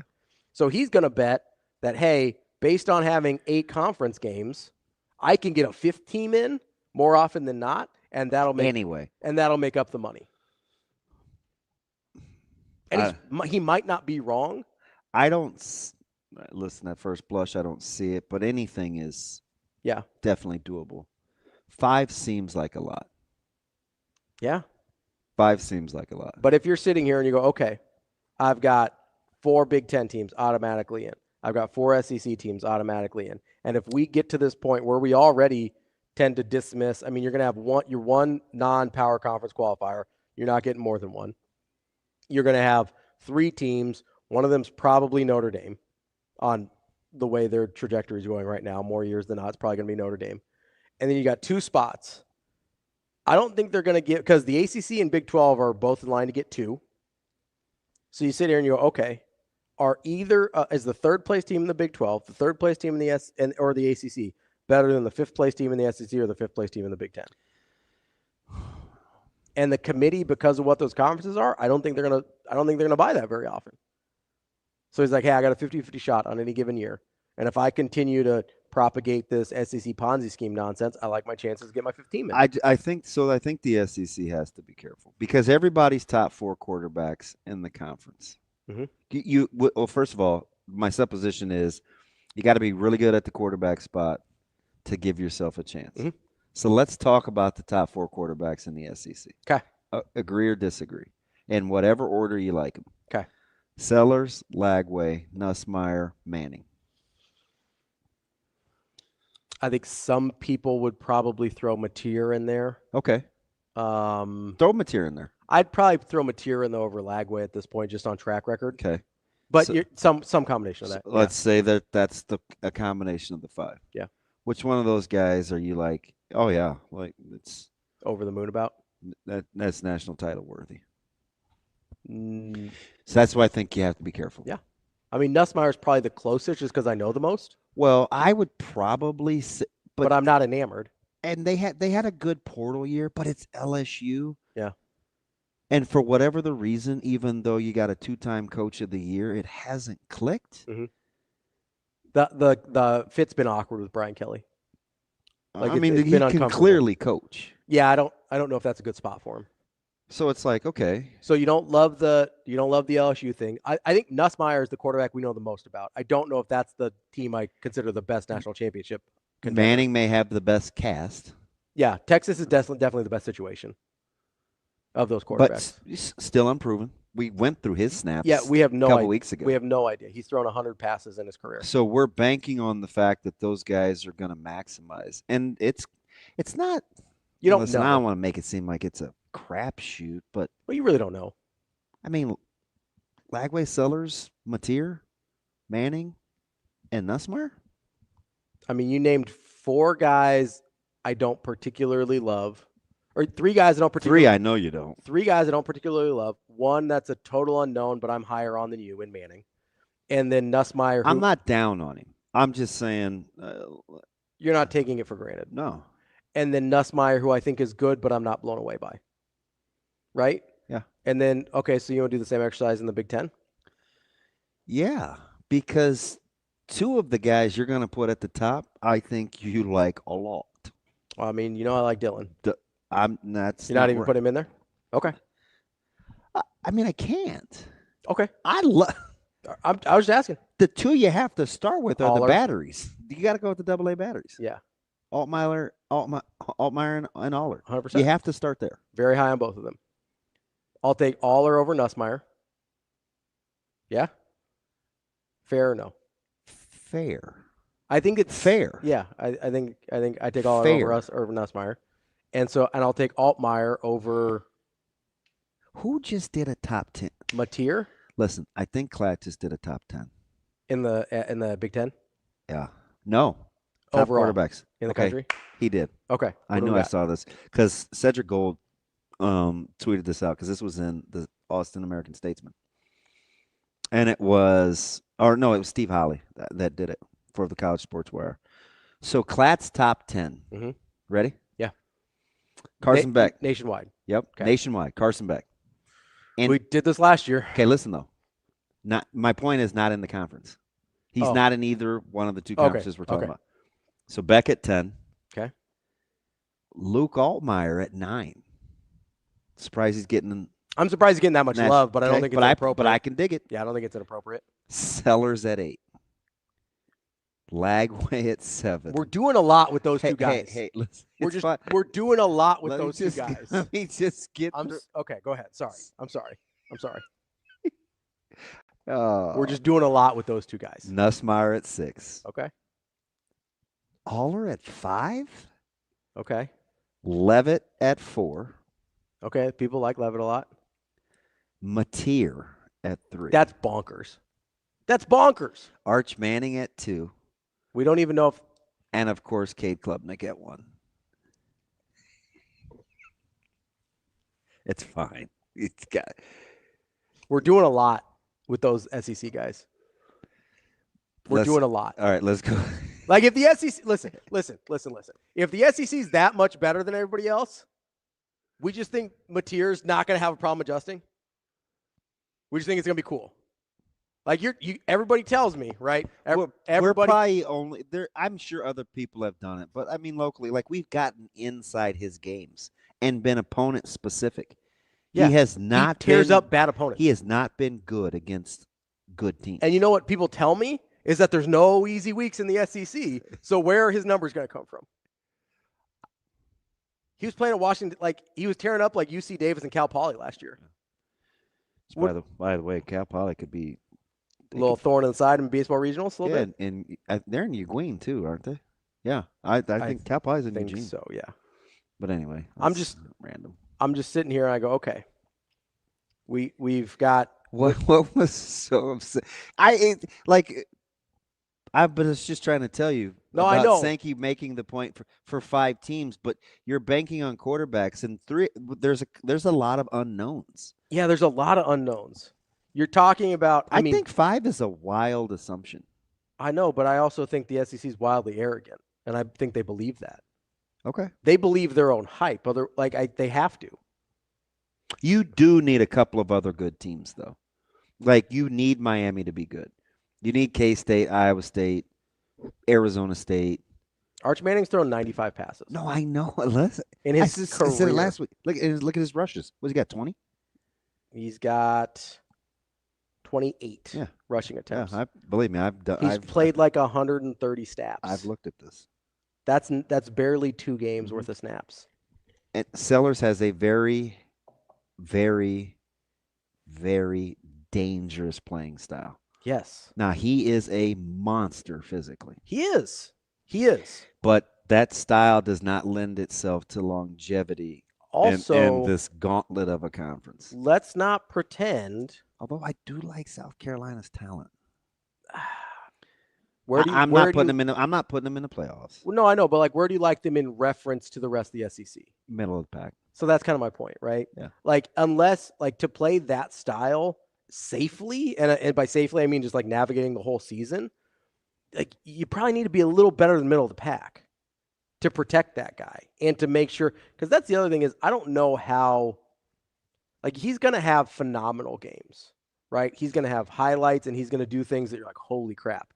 So is the part that's pissing you off is they get credit for reaching their ceiling, but assuming they reach their ceiling, but Dylan doesn't? Yeah, Lagway's, I get it. Lagway's the one that pisses me off the most because at least Sellers was a little more productive last year. Not a lot, but a little just more dynamic with his legs. Yeah, more dynamic with his legs. The passing really is not that different than Dylan, but a little more dynamic with his legs.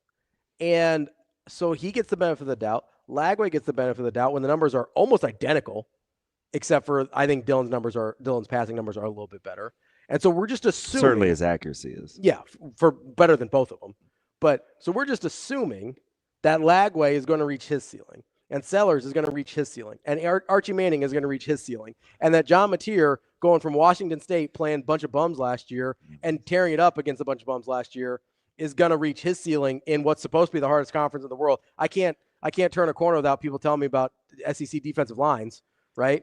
And Nussmeier, you have a fair amount of sample size, and I still don't think you love him.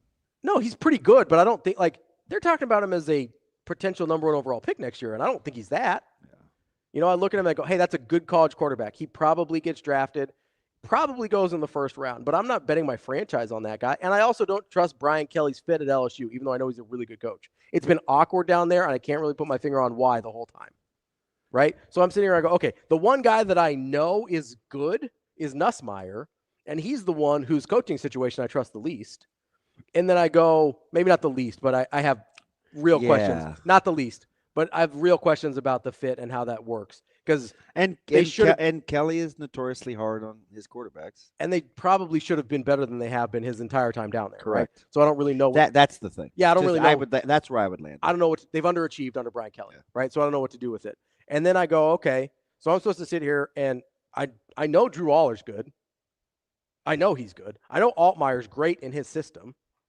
And I'm sitting here and I go, okay, so I go Aller, Altmaier, 1-2, no question. Feel great there. Already. Because of proven production. Yeah, because of track record. They've actually done it. Mm-hmm. The only guy that's actually done Aller's stats are scary. Really good. Without us being able to name one legit outside the numbers wide receiver. Their receivers have been terrible. I mean, it was Warren. Yeah, that was it. And they had to force feed him. Like, his numbers have been really, really good for a team that doesn't really takes care of the football. It's a little Andrew Lucky, if I'm being honest. The way that he did it at Stanford without any weapons that you were crazy about. Yeah. Like, you go, oh, hey, he's got really good numbers for a guy that I don't think any of these guys are going to the NFL. I may have to get over some of my Andrew Luck murk. You don't like him? I don't love him. Okay. And I never have. In the NFL, I think he was... I never have. He was underwhelming compared to what he was supposed to be. But in college, he was really, really good, and he put up very similar numbers to Drew Aller in, I think, a similar situation in terms of talent around him. But I'm sitting here and I go, okay, I've got all these guys that have zero proven track record. And then I've got two guys that I know for sure in this conference have been productive and really, really good. Have been productive and have won. Mm-hmm. Where I don't have any of that with anyone outside of Nussmeier in the SEC. No one. Not Manning, not Mateer, not Lagway, not Sellers. I don't have any of those guys that have won and produced in the conference that they're in. Doesn't that matter at some point? If we're making lists and assumptions and things like that, like, shouldn't you go by the data you have available? Because we don't get down to guys until like Mendoza that we're making assumptions about the way we are with Mateer, where we should be having to make assumptions with Mateer. Or a Dante Moore, where we go, hey, yeah, he was like. Isn't Mendoza a better fit at Indiana than Mateer at Oklahoma? Or am I misreading that? I mean, maybe they're making the assumption because the OC came with him. Or he came with the OC. I don't know which is which. I don't know, man. I'll ride with Cignetti. Yeah, that's fine. And I've made arguments to why I don't think it's quite as good of a fit as Rourke was. That's interesting. I have to get back into like the deeper dive on why Mateer over Mendoza. Well, and like, okay, because I get the Sellers and Lagway thing. Why Dante Moore or why Lagway over Dante Moore? When Dante Moore started as a true freshman, he had almost identical numbers to DJ Lagway. Almost identical. Now, he took the year to sit and learn behind Dylan Gabriel. Is that it? That's the only reason that we're given the assumption? Okay, so let me to Lagway over Dante Moore. So, what's the difference between, for you, assuming that Dylan will improve, but other teams won't with similar quarterbacks? Or you think you're arguing that it seems like the perception is we already think those teams are going to improve. Yeah, we assume they are going to improve. Because of the prowess of how people feel about them nationally, not necessarily you specifically. Yeah, correct. Because I don't want to hear two things. No, right? I understand. I don't want to hear Nebraska get the benefit. I don't want to make it seem like you I'm don't want it to two. go the other way, right? You don't want. I don't want. I don't want to hear. I don't want to hear you be saying, "Well, Nebraska gets to get the benefit of the doubt. We'll get best case scenario." Nobody else does. But nobody else does. Yeah, I'm not saying these guys won't be good. My confusion is why do they get an assumption that Nebraska doesn't? Gotcha. Right? DJ Lagway, I assume he's going to get better. I do. I don't think he's going to be the best quarterback in the country. I don't know if he's going to be a top 10 quarterback in the country. That's where I'm kind of getting a little dicey on. But he gets this assumption that he will be a top, 8? Mm-hmm. He's going to be a top 8 quarterback in the country. Lagway was, he was. There's 7, or Sellers was 8. Sellers was somewhere in that neighborhood. They were back to back. That these guys 8-7. And this is class. Yeah. I mean, he watches enough football. Yeah, he knows what he's talking about. Sellers 8, Lagway 7. So you're telling me this guy's going to be a top 7 quarterback in the country? That's the assumption we're making about Lagway nationally.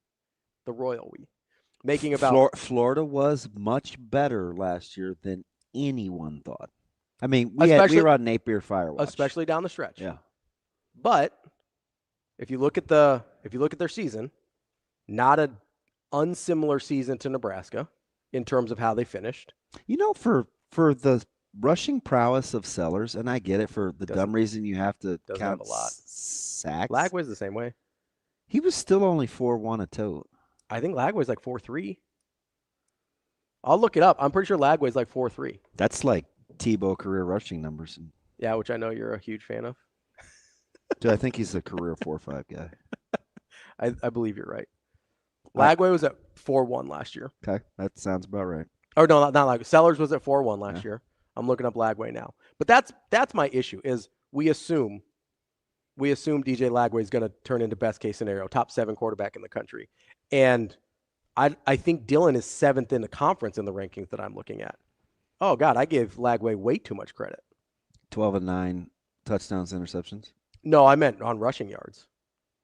Yards per attempt? What do you think Lagway was at? You got to count sacks? Everything. He's in the 3s. 2-0. Flat. Hmm. He had 100 total rushing yards last year, out including sacks, but 101 rushing yards last year. This is the guy that we think is so much more dynamic with his feet. And listen, I get that athletically he's got a different skill set than Dylan. But that's what we're basing it on? So going through all of this, we're basing it on 12-9, sub 60% completion percentage, and 2 yards per carry. That's what we're basing this on. That's the top 7 quarterback in the country. We can make that leap. We can make that assumption. The more I process through this, and I didn't know we were going here this morning. I didn't either. But I like Manning's situation the best. For sure. Talent-wise and coach-wise. And I don't even know if he's as talented, and I use that term loosely, from an upside standpoint as whatever they feel about Sellers or Lagway. I don't know. I think he's in the best situation. Now, my second best situation may surprise you. He did have twice the rushing yards per attempt that Lagway did. Who, Manning? Manning was at 4.3. He's a good athlete. He is a really good athlete. He's a good athlete. I don't think we give him enough credit for having the athletic upside that some of these guys do. Do you know who I think's too? Who? Because I like their wideouts. Situationally? Yeah. In the SEC? Yep. Who? Nussmeier. Yeah. Because he at least plays. I don't think he's got elite arm talent. No. I don't, but he knows what he's doing, though. Ball's coming out on time. He knows what he's doing. He's good. He's a good quarterback. But I do think we got to turn the corner in terms of crunch time play. But I don't his crunch time play. I don't trust that situation with Brian I think he's Kelly probably currently. second. Oh, I think and so. I don't love him. I don't either. So that's what we're talking about. We're talking about two guys that we don't know about Arch, and B, we're not enamored with Nussmeier. And then we've got a bunch of dudes that we're making huge assumptions about. Like, I don't think people appreciate how large of an assumption we're making on Mateer. That's the one that pissed you off. Yes. Because if the SEC is what everybody tells me it is, this dude has never played in that conference. He played like half of an FCS schedule last year. I know. And you're telling me an Oklahoma team that has already struggled with the transition to the SEC is just going to be, it's all going to be great? Like, maybe it will, but I'm supposed to believe there's no learning curve. There's no bumps in the road there. We are making huge assumptions about Mateer. I can at least sort of get it with Lagway and Sellers especially, right? He's seen the conference. He started a whole year. Like, that guy, like, the numbers were still pretty good. Like, that guy, I sort of understand why we're making the assumption there. I think we might be over-assuming a little, but I kind of get it. Even Lagway, to a certain extent, at least he played in this conference last year. If the SEC is what everybody wants me to believe it is, then Mateer should struggle this year. So Oklahoma's got Illinois State and Michigan at home. Then they go to Temple. They get Auburn at home. Okay. They get Kent State at home. I mean, they could easily be. The schedule is not daunting on the front end. They could be 5-0 before you blink. I don't know what the back end is. They get Texas. Neutral site, right? Neutral site. Yeah. Then they go to Columbia. They get Ole Miss in Norman. You go to Knoxville, to Tuscaloosa, Missouri at home, LSU at home. It's not like, damn. I mean, the back half's pretty rough. But at least you get them at the house. Yeah. I mean, you're in Knoxville and in Alabama in consecutive games, but not consecutive weeks. So you're at Knoxville on the 1st. And then you got the 15th. Then you're off. Yeah. And then you go to Tuscaloosa on the 15th. You're still probably catching L's at both of those. It ain't. But then you come back with Mizzou and LSU at the house. I mean, if Nussmeier's who he's supposed to be. I mean, would you be shocked if they were 5-0 going into Texas? Give me the first 5 again. Illinois State. Okay. Michigan. At Temple. Auburn at home. Kent State. Now, I will say this, and I'm not saying it's a win because it is in Norman. Auburn is my sleeper team in the SEC. Yeah, I think Auburn's going to be tricky. I also think, I mean, it wouldn't shock me if they're 5-0, but I gave that Oklahoma game to Michigan. Oh, I know. So, like, it wouldn't shock me if they lose that one, obviously. But they could. It's at home. They could easily win that. It's not daunting. It's not the front half. I think the back half's pretty rough. I mean, but it's the SEC. You ain't getting gimmies. I know, but that's my. I mean, Vandy's they're all. That's my point about Mateer, though. There's no gimmies on that schedule. Like, you're gonna throw Michigan at him, his second game in big boy football. Okay, good luck. Like, there's no Cal Polys on that schedule, bud. I mean, Illinois State, whatever. But that's I don't understand why we're just assuming Mateer is a guy. I don't know why we're just assuming. Like, they couldn't figure it out with Anthony Richardson down in Florida. Why are they going to figure it out with DJ Lagway? I know. They did play better down the stretch. They did, but his numbers are still what they are. I know. Like, he led them to more wins, and that's great. But like, he still performed how he performed, right? He still doesn't complete he's not accurate enough. He doesn't complete the ball at a high enough percentage. He's not nearly as dynamic as his legs as we make him out to be, or at least he wasn't last year, right? Like, I get that it can look a certain way, but the results are what they are. And the results with Lagway last year were not incredible. They were fine. And we're now assuming that he's the 7th best quarterback in the country. And by the same token, we are assuming, let me bring up the list here because I've got it in front of me. By the same token, now these are different people making the rankings. I understand this. But 24/7 has Dylan Raiola as the 6th best quarterback in the Big Ten. And you've got DJ Lagway as the 7th best quarterback in the country. Like, that's where I'm having a problem. We're making assumptions about these guys that we have no more information on than we do on Dylan. Okay, so ahead of Dylan, I'm just doing this. Yeah, just guess. Yeah, you haven't looked at this. Aller. Yes. Altmaier. Yep. Mendoza. Yep. Whomever's taking snaps at Ohio State. Yep. They've got Sayin. Is that 4? Yep. And he's 6th? It's one of the California kids. No? Oh, Dante Moore. It is Dante Moore. Which, again, making some assumptions about. He's 4th. They've got Dante Moore 4th. 4, 6, 8. They've got. You know what's funny? They've got Sayin. Let me ask you something. Go ahead. So the top 5 in the SEC. Mm-hmm. Do you like the top 5 in the Big Ten better? That wouldn't be my top 5. No. Like, let's say let's flip whoever I want. Yeah, move Dylan in or somebody out. You like the top 5 in the Big Ten better? You may not love the upside as much because the one upside guy is Dylan. I think you know who Altmaier is, and I think you know who Aller is. So your top 2, you kind of know what you're getting, but no more than Nussmeier. No. And I think you've got to. You do know what you're getting with Nussmeier. And there's not a second Nussmeier in. No, everybody else SEC. is kind of a leap of faith. Everybody else is a leap of faith. So I'll take Aller and Altmaier. And then Sayan's got upside. Raiola's got upside. Dante Moore has upside. Nico has upside. Mendoza has upside. Like, Mendoza's a 6'5", 230-pound. Like, that's a prototype guy. And he can move a little bit. He can move. Yeah, he actually moves really well. And especially for that big of a guy. And he can throw it. He's got a lot of arm talent. So you got upside. That's 5 guys whose upside I like there. 3 of which were 5 stars, by the way. Or 4 of which. Right? Because Sayan is 5-star. Dylan, Moore, and Nico, all 5 stars, right? So it's not like it's a pedigree thing. What are we doing? Like, all 4, like, we know, and Underwood, I haven't brought up Underwood yet, 5-star. Like, we're not doing, like, we saw more from Nico last year than we did from Lagway or Manning, right? Like, and he did it in the SEC, so I like his chances to translate to the Big Ten, even though I think there might be a cultural thing, which we disagree on, and that's fine. But, I mean, we do, and that's okay. Yeah. We just disagree on how that might play out. That just did land. You're like, sticks in your craw.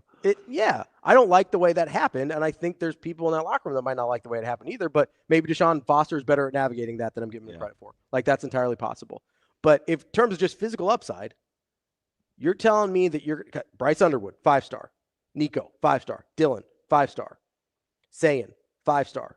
Dante Moore, 5-star. And I'm missing one. I forgot one of the other 5 stars. Like, your pedigree, we're talking about the exact same level of guy.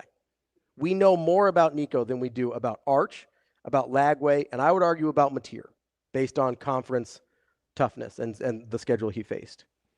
We know the same amount about Dylan that we know more about than we do about Arch, and the same amount that we do about Lagway. We've seen Dante Moore have a full season in a power conference already. Although 2 years ago seems like a long time. It feels like forever ago. But he was with a not very good UCLA team and put up almost the exact same numbers that DJ Lagway put up. And I'm supposed to just assume that DJ Lagway's better? Why? Like, no one's been able to tell me why. Why am I supposed to assume that Lagway, Sellers, Manning, and Mateer are better than those guys I just named? You know what's funny and why I ask about the top 5 in the Big Ten versus the SEC is because of the 5th spot that you were talking about Sankey navigating in his head to compensate for not taking the 9th conference game and the money from the network. Yeah. Whomever you think is the 5th best quarterback in either of those conferences, are they good enough to get their said team into the playoffs? That's really the conversation. That's really the conversation. Would you be shocked if DeMond Williams is the 5th best quarterback in the Big Ten? Shocked? Yeah. Now, I'd be shocked if Washington made the playoff. No, I would not. I would not be shocked if he was the 5th best quarterback. But you'd be shocked if Washington made the playoff, but not if he was the 5th best quarterback. Correct. Yeah, I think that's fair. Yeah. And he is 10th on this list. 10th. You go 10 deep on quarterbacks, you can feel pretty good about. It's a good conference. It's a really good conference. I mean, I have no idea what Jaden Maeva is. Full year on. I'm not a huge fan, but it wouldn't shock me if he's good under a Lincoln Riley system where he actually has a full offseason to figure out what he's doing. Kind of tried to retool that offensive line, and they got to replace. I liked him. They got to replace a boatload of skill. I liked him at UNLV. I mean, you dropped Deuce, no pun intended. Yeah, he's out. You lost Branch. You got some work to do with Marks. You lost your second best running back. But the cupboard is they reloaded. It's just all new guys. Yeah. Yeah. Yeah, 100%. They like the talent's there. I just don't know how it's going to work. Like that's sort of always the thing with the last. I'm not always, but the last few Lincoln Riley teams is like, yeah, he's got guys in there. Yeah. I don't know what's going to look like. I'll be curious. I'm going to go through this in my head and see if I can. I want to compare the 5. I'm going to take the 5 best quarterbacks in the ACC and the 5 best quarterbacks in the Big 12 because I think it's probably closer on, than. Yep, that's what I think. See, not a lot of difference between Avery Johnson, how we talk about some of these other guys. I don't think that I'm sleeping on the quarterbacks. I don't know that the rest of the rosters are as good. That's fair, but I'm going to get into it. That's fine. We can get into that tomorrow. I'll do a little homework on Big 12 and ACC quarterbacks. You know who I'm not going to put in the top 5? The bum Florida State guy from BC. Pass. We got Mike Schaefer coming up next here on Hurrdat Sports Live.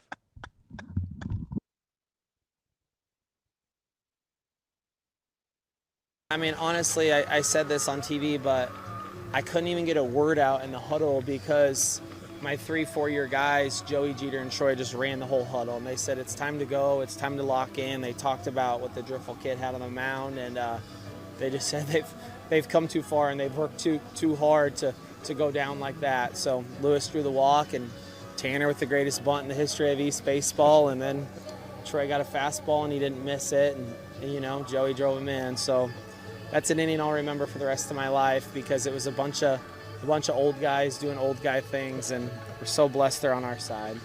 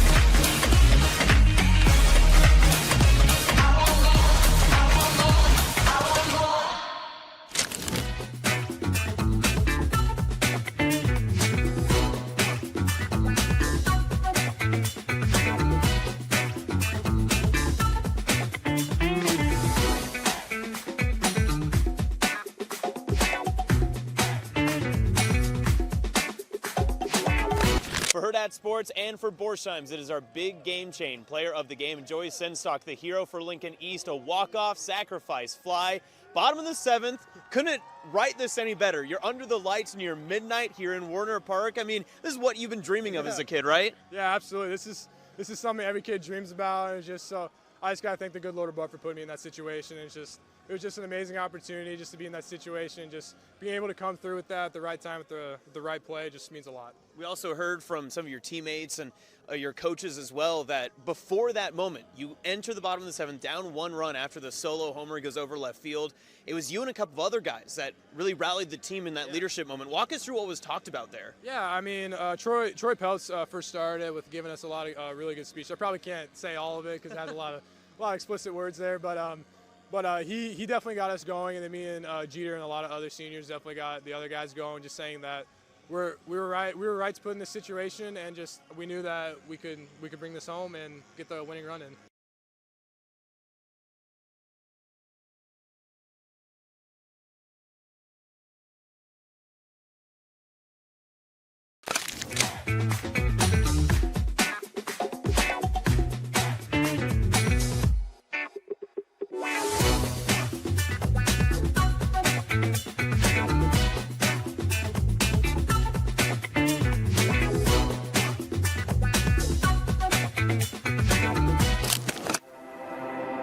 A successful financial future is built one coin at a time.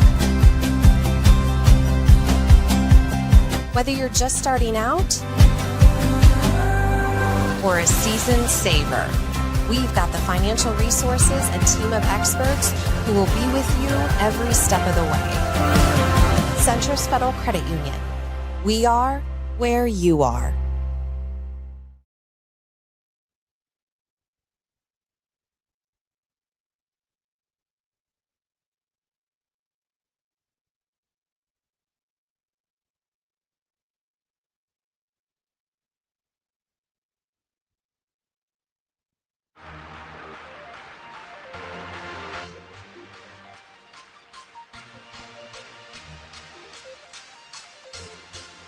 Welcome to Hurrdat Sports Live.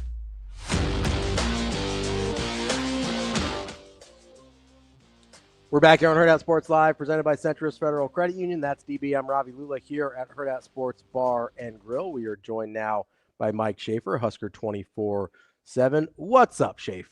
Not a ton. How are we doing today, boys? We're good. Just listened to my partner pretty much go off for 45 minutes on quarterback play in the respective conferences. That's my bad.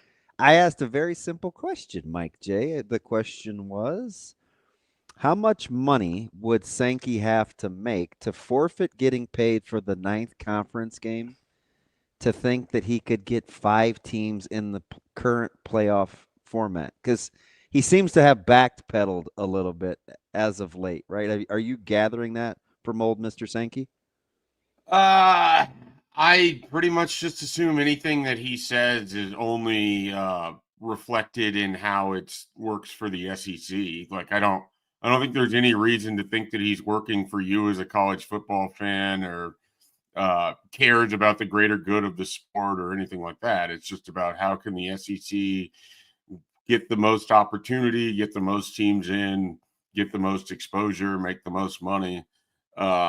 Yeah, I mean, if he's backpedaling on stuff, that shouldn't be a surprise. I mean, well, it just seems like he's more willing to see if he could get a 5th team in and not the extra conference game when 2 weeks ago it was, wait, how much money's on the table? And we'll talk AQs. No, I mean, they're going to try to do whatever they can to make this Big Ten SEC and then whoever else is allowed to scrap off the, big kids table. Like that's the reality of kind of where it's all at. I mean, I'm not surprised by this. I'm not surprised if they're balking at the idea of playing 9 conference games. You can't invite a fox in the hen house and then be surprised when it's a fox. Like that's what they've been. That's what they've always been. It's what, go back to his comments on the NCAA tournament when 2 years ago he was just aghast that they would allow any non-power conference team to ever play in the NCAA tournament while Kentucky's getting put in a body bag by Oakland. I mean, so like the guy only cares. He only cares about his conference, which is probably the sole responsibility of being the SEC commissioner. I don't think it makes him a horrible person, but like we don't have to pretend like his point of view ever comes from a place that isn't heavily slanted to how does this make things better for my conference? Like we don't have to pretend like these are good actors. We don't have to pretend like everyone in society has the best interests for what's going on for college football or the greater good or whatever else. We can just acknowledge SEC honk is an SEC honk, and he's going to honk for the SEC. So which do you think is more likely an outcome from his honking, that they'll get 4 AQs and more likely than not end up with their 5th team as an at-large, that they end up moving to 9 conference games, or that he somehow talks people into giving him 5 AQs every year? I would imagine it's going to be 4 and then the 9. I think that's a pretty hard line drawn. I think the Big Ten at least has an equal vested interest in making sure that they get to 9 conference games. I think he's going to have a tough time talking his way into getting 5 automatic qualifiers. I don't know. They don't deserve 5 automatic qualifiers. I think, am I the only one that hates the AQs? I think 4 is aggressive for both conferences, to be fair. Like, I really do. Yeah. So, I mean, I'm also sort of just tired of every postseason right now just having 17 teams from the same conference as we all throw our hands up in the air. Like, oh, what an amazing conference this is. Like, what was it? 6 of the top 8 seeds yesterday in the baseball are from the SEC. Yeah. And they got 13 teams in, and I think their lowest seed, they have 1-3 seed. Like, are we at some point, like, beating each other shouldn't propel you to the top of the class? Like, you know, Oklahoma's a 2, Nebraska's a 3. I think you can make a case that it's a pretty big toss-up between those. Oklahoma gets to play a bunch of SEC teams and bump its schedule up that way. Shoot, a week ago, Schaefer, I was comparing Oklahoma to Creighton. Yeah, well, Oklahoma to Connecticut. I mean, Connecticut should be like, if anyone has a real issue today, it's Connecticut baseball just getting left out for Kentucky. Yeah, but that's ridiculous. What's the other team that I absolutely ridiculous. He's nailed. Those are the two teams. I'm like, are we really? This is I wasn't honking for the Big East. I just was saying that it's a 2-bid league minimum. This was before the conference tournaments, and I go, are we really going to sit here and say that Kentucky and Oklahoma are better than UConn and Creighton? Like, I just didn't see it. Yeah, well, and I watched it. In the eyes of the ranking committee, everything the SEC does in conference play is better than everything else in sports everywhere. Look at baseball, basketball, football, softball. So this is why I always say the SEC is a Ponzi scheme. It is just built up upon itself. I had the same issue. I had a bigger problem with basketball just because I'm more into basketball, frankly. But they were like, was this the best basketball conference ever? No. So you do remember there were years where 3 Big 12 teams had a number 1 seed, or 3 ACC teams had number 1 seeds. And like, what are we even talking about here? Like, there's a very obvious answer to all of this, right? It's the extremely tight tie of the ESPN and the SEC, and ESPN being the worldwide leader in conversation, that this sort of just gets funneled down your throat, regardless of whether you want it or not. You almost made DB choke there first with the worldwide leader in conversation. You almost got him. I mean, they're not the worldwide leader in sports anymore. They're the worldwide leader in takes. Like, that's what it is. Oh. They're a takes company that broadcasts sports and now wants you to gamble with them. Like, that's what ESPN is. Schaefer, how was your weekend, guys? Good. Listen, I'm in a great mood, Schaefer. But listen, baseball was fantastic, right? It's like death, taxes, and you better not be talking Guardians Dodgers. No, not yet. I'm not. Listen, I can't. He's like the least positive Dodgers fan ever. Can't even say it to Schaefer because I'll get slaughtered. So I'm not gonna whine about the Dodgers. Yeah, I don't know. Did you watch yesterday's game where Jose Ramirez is the only player on one team that's, you know, an all-star and a Hall of Famer? Meanwhile, Gavin Williams is trying to navigate through Mookie Betts and Freddie Freeman. First pitch of the game, Shohei Ohtani hits into the right field bleachers. Yoshinobu Yamamoto is just rolling through 5 innings before anyone can get a hit. Yeah, you have no reason for positivity. I can see why you'd be a little concerned right now.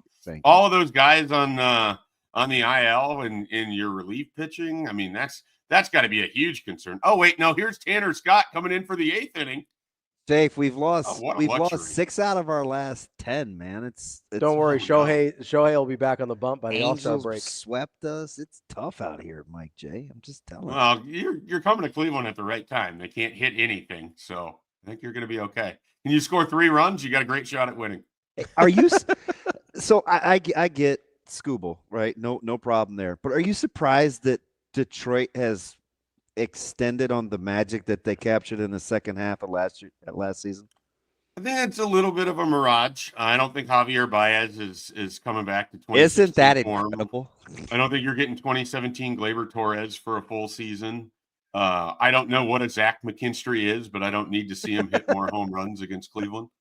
You know, like they're kind of overperforming, but yeah, Derek School's the best pitcher in the world. I mean, he's incredible. The rest of it, like Cleveland took 3 out of 4. I think they're pretty comparable teams. They have to win with defense and scoring just enough and everything else, but their hitters have been hot, and I don't think it's super sustainable what they're doing. Now, Riley Green, that guy's legit. Spencer Torkelson, he's legit. The rest of the role players all playing out of their mind at the perfect time. I don't know that I buy that. Ferguson's bounce, but like his it's been impressive overcoming some of those holes. You know what I mean? Like he's becoming pretty complete. Yeah, well, I mean, he's first pick for a reason. You got to see him in Lincoln when they came with Hunter Bishop and It was a fun series. Let me. Speaking of Nebraska baseball, is death taxes and Swanson and Brockett having postseasons to remember. Right? It's incredible when you think about it, isn't it? I am just dumbfounded at how many players in the last couple of years have had like their signature moments inside that stadium in the Big Ten tournament. I mean, a couple friends in a group text were asking about Ty Horn before the game on Sunday, and I was like, he's pretty average to sometimes above, sometimes below average. Like, he's had one really good start, and it was against Maryland. Otherwise, it's been pretty up and down. He just comes out and throws 8 innings shutout against a regional host. Yeah. And he didn't even look. Stump's getting shellacked, right? Yeah, I mean, it was really surprising, and it just made me think of, like, we've seen Will Walsh do that. We've seen Jackson Brockett do that. Gabe Swanson should just live in that stadium. He should never play anywhere else. Josh Caron last year raised his draft status with what he did in the Big Ten tournament. Now you have Devin Nunez, who looks like he's going to be, a pest in that stadium going forward in future Big Ten games. Like, they are very comfortable playing there for whatever reason. I am shocked that they managed to pull that off. But it's not just that they won. Like, I'm not surprised that they were able to win the Big Ten.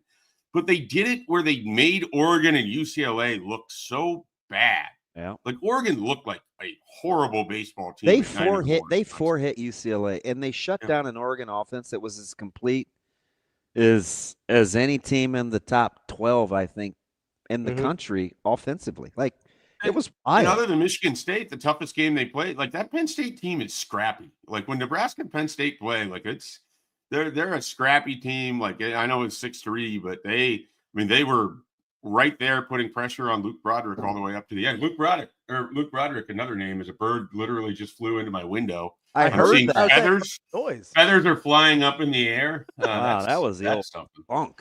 Yeah. Anyway, back to Luke Broderick. I thought he could have been the MVP of the whole thing. I really did. I mean, 6 huge innings for you in big situations against Michigan State to keep the deficit where it was, to allow you to tie it up and to close out Penn State. I mean, he had a huge run in that tournament. It just a team that it felt like they underachieved every step of the way until it was time for them to really step up. And, they still owe a fruit basket to the Michigan State right fielder, but what a winning is hard, man. Yeah, well, no doubt. I mean, Schaefer, I don't think I missed. Did we even mention Brockett in there? Yeah, I think right at the beginning, but yeah, okay. I mean, he was phenomenal. And I kind of wish that they would have pushed him a little bit more. I didn't love the pitching decisions. Here's me second guessing Nebraska as they win the Big Ten tournament, by the way. Stick around for Mike Schaefer's armchair baseball segment here. But I'm just glad that you put out there that you were shocked by how they went about it, because are you talking which game, Mike J? Oregon? So for me, it was like I would have let Brockett continue to kind of go there. I don't know. I wanted Will Walsh to start one of those final 2 games. I thought he would too. Yeah. And, they obviously picked it right each time. But for them to go Brockett, Will Walsh, I was pretty surprised by that. And then I was a little concerned they brought in Broderick too early against Penn State because I wasn't sure. I wasn't sure how you were getting by UCLA without your best bullpen arm. And then, Christo wasn't going to be available. And it was just a situation where everything just kind of worked perfectly. And when you get Ty Horn going 8 shutout innings, you don't have to worry about the rest of your pitching staff a whole lot. But, Saturday morning when they brought in Will Walsh, I was like, I don't really love this, because I would have liked to have seen him available for one of those 2 games, and it didn't matter. Like, every button Will Bolt basically pushed from like the 4th inning of Tuesday on was damn near perfect for Nebraska baseball. You got to give him a lot of credit. Well, by the way, that Penn State game, but I'm just going to tell you, do you know off the top, roughly, I'll give you 8 pitches, combine what Christo and Broderick threw? I think Christo was at 40 and Broderick was at like 52. I was in short right field, so I had a view of the pitch count there. Am I close? Christo threw 44. Broderick threw 64. Okay. 108 between the two. Like, they got stretched. Yeah. No, well, I knew Christo wasn't going to be available. And then when they brought in Broderick in the 7th, you just knew, like, he's basically in until they get the final out. Like, you had that feeling. And so, again, props to those guys for being able to do it. Props to Will Bolt for having the belief in that, and Rob Childress too. I'm sure he's not making that decision without checking with Childress and how he feels about those arms. But it does make you feel better about Nebraska's chances in a regional. And I think North Carolina is a tough draw. But I think North Carolina is a tough draw, but I think getting Oklahoma, I think that's a winnable game on Friday. Like, if you set yourself up and, you get one of the big performances that you've gotten all year when you played Vanderbilt or Oregon State or UCLA or Oregon, I think they can potentially match up with North Carolina. And it's the regional is just about sneaking through. It's not an offensive regional. Like, it's not bad. Yeah. No, I think, unlike last year where it felt like they were pretty dead in the water when that got released, because I just don't think anybody wanted that Florida team. I think Nebraska has a better chance this year than last year. And I thought last year's team was significantly better than this year's. Certainly when you have Brett Sears starting a game, you feel better about that. But here we are. And doing it all without McConaughey. Like, yeah. Oh, by the way. Schaefer, let me ask you something about, I want to get back to football here in these quarterbacks. If I gave you Arch Manning, Nussmeier, Lagway, Sellers, Mateer. Okay? Manning, Sellers, Mateer, Lagway, and Nussmeier. Would you take that 5? And I don't know who your 5th is in the Big Ten, so I'm going to let you fill it in. Over Aller, Altmaier, Mendoza. Who's more? I'm going to let him do. Who's 4-5 for you? I would have Raiola in there. Okay, so Dylan. If you're putting in DJ Lagway, I feel confident that Raiola is going to be better than him. So. Cue the madman over here. Okay, so Raiola, and give me the 5th. Nico. I mean, is Nico the 5th? Nico over Moore. Nico over. I would say Nico over Moore for over Sand. I would lean towards yes. It's a weird scenario with him arriving in the summer for UCLA. Like, there's a way where that probably doesn't. But we've seen him play power conference football before at a decently high level. More than Mateer. And more than Sand. Okay. Right, if you're going. So Schaefer, would you which 5 would you take? From which conference? I'm probably nuts, but my favorite quarterback in there is Drew Aller. Like, out of all of those guys, you're not nuts. That's the correct answer. So if you like why I asked, Schaefer? I'll let you expound. I apologize, but let me just tell you where I'm going, and then the floor is yours. I think it's interesting to roll the dice on getting a 5th team in from the SEC and not taking the money from the conference game, bargaining for an AQ, when your 5th team is going to have to be quarterbacked by probably one of the aforementioned. And a lot of those guys we don't know anything about, really. We're just banking on best case scenario. That's where this came from, kind of. Well, I think it's overall a late year in terms of star power for college football. Like, this is sort of where guys are going to have an opportunity to kind of break out and make names for themselves. I mean, you have the names because they were names in the recruiting, or they're names because they're literal last name in the case of Arch Manning. But you don't really have quarterbacks that we have seen do it at a high level, or have, marquee moments or games. Like, you have Sellers in there, and he had a really nice run at the end of the year, but is that a guy that the average college football fan really knows much about at this point in time?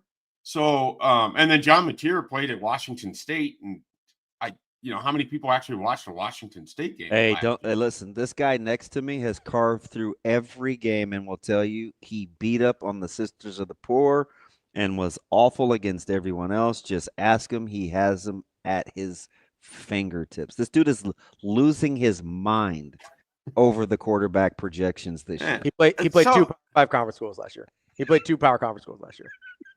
Yeah, I mean, and so we'll see how it all kind of plays out. If I had to pick between those two sides, I am picking the Big Ten only because I have Drew Aller as the best quarterback in the country going into. Well, Altmaier in that system's got to give you some comfort. He's pretty good in that. Yeah, He's so pretty good at you're Champlain. not going to project Altmaier as far as like a draft pick, but in terms of being a college quarterback, I'd probably take him.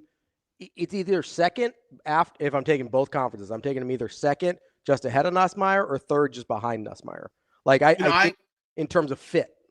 Can I give you a weird, it doesn't make sense from a physical standpoint, but it's just sort of the comfort that I have with them. Like Altmaier reminds me of a Trace McSorley. Like he's just a quality quarterback at the college level in the Big Ten that can do it with his legs, do it with his arms. You feel good late in games with him. He can kind of play in a variety. Now, the question I have is I really like Pat Bryant. Like I thought Pat Bryant was a big part of Illinois' success. I think he was a reach in the draft, but he was certainly he was really good for them. He's really good for them. I mean, I know he tore. Do you know who the next Pat Bryant is going to be for Illinois? Because he kind of came through in big situations. Like Ravi. You know, our Illinois site does a really good job, and I follow Jeremy Warner on Twitter, and you would see these stats. I mean, Pat Bryant's like catch percentage when the ball was thrown his way. It was like one of the highest in all of college football. So that was like a safety belt that Altmaier had that they're going to have to replace. And he was really, really good. I think Pat Bryant's a really good college wide receiver. We'll see what it looks like in the pros, but I don't know that they have an immediate replacement for that. Yeah, no, I would agree. And I think a big thing with me for Illinois, even though I do have Altmaier where I do, is I think they had their jump last year. Right. So I expect sort of a status quo situation where I think we're assuming like Illinois is a weird team because I think there's actually a lot there, but I think we're assuming a second jump the same way that we're assuming a first jump for some of these other teams, whether it's especially in the SEC, whether, you know, like with Lagway in Florida, I look at them and I just go, okay, that dude's numbers were identical to Dylan's last year. Florida and Nebraska, I know that it went differently in terms of how the season progressed. But basically ended up with identical records last year. Like, why is Florida and Lagway a darling and Nebraska and Raiola is an afterthought? Like, I looked at this list and I love you guys over at 24/7. And so that's the list that I used. I go, okay, Dylan is 6th in the conference on that list, which is fine, right? Okay, there's some unknowns in there. I get it. Yeah. But we've got lists where I've seen Lagway as number 2 in the country. Clad had him at 7. I've seen him at 7. I mean, Bud Elliott put him at 1. I don't understand. You can disparage 24/7 sports lists. That's okay. I'm not. No, I'm not even trying to disparage the list. I'm just saying. I want you to. I disparage it. I don't think the lists are good. I think his point is if Dylan's only 6th in the conference, how is Lagway top 5 in the country? I have no idea. I don't know why Lagway would be in the top 10 in the country. Like 40% of his yards came against Tulane and Samford. Thank you. People, like, when they talk about DJ Lagway, they talk about his big second half against LSU, and he completed, like, 6 passes, and one of them was a 5-yard pass that went for 65. Like, I just – it doesn't mean he's not going to be good. Like, I think people need to hear that. Like, it's not bagging on Lagway his potential as much as we're taking some wild leaps. Yeah, we're taking huge leaps of faith with him. That don't make sense. The hill I am dying on all offseason, and even – towards the end of last year, I don't think nationally Dylan Raiola got enough credit for being the only true freshman quarterback in the power conferences to play every single game. Yep. To go through that week in and week out. Like, if you are someone, and I am famously on this show not, that believes that Nebraska is going to make a giant jump, some of that has to be predicated on the fact that Dylan Raiola went through all of that as a freshman and has all of that as banked experience. Mm-hmm. He doesn't have to go on his first road trip again. He doesn't have to go through his first go-around of power conference coordinators trying to trick him and confuse him and do different things. He is at a different level of his game than Arch Manning, DJ Lagway. You could argue John Mateer. Like, what he went through in the best football conference in the country last year does not get credit nationally. They look at the touchdowns, they look at the interceptions, they look at the middle of the year when Nebraska couldn't do anything, and that gets held against him. It doesn't get held against DJ Lagway, who only played in like 7 full games all of last year, because it doesn't have to be. And he had a great half against LSU, and he threw for 455 yards against Samford and blah, blah, blah, blah, blah. I just don't think people give enough credit for going through that experience and then just assuming that Arch Manning isn't going to have any pitfalls when he has to go through it for the first full time. Assuming that DJ Lagway picked up enough playing as a part-time quarterback last year that he's ready to make that jump. Some of the, like, we really are reductive when we make it seem like it's an easy position to just step in, go against great coaches every single week in the Big Ten and the SEC and be prepared for what they have. I mean, again, if you are buying Nebraska for 2025, a lot of it has to be predicated on the big jump that Dylan Raiola gets to make because he's gone through all of this before. There's really not a new experience. He played in the horseshoe. He's been in fourth quarter situations in the Coliseum. He's been in the fourth quarter situation in Memorial Stadium. Like, he knows and understands what this is. That is a huge boost, I think, for him going into year 2 that these other quarterbacks don't have. A couple of but guys. Would you rather be Aller with James Franklin or Nussmeier with Kelly? Aller Franklin. It's amazing that we don't disparage Drew Aller, but for his numbers, we don't give. They should be better. I mean, they're way good though. But he gets the ... And but the problem is with Drew Aller, so much of it last year. Like, you take that USC game as an example.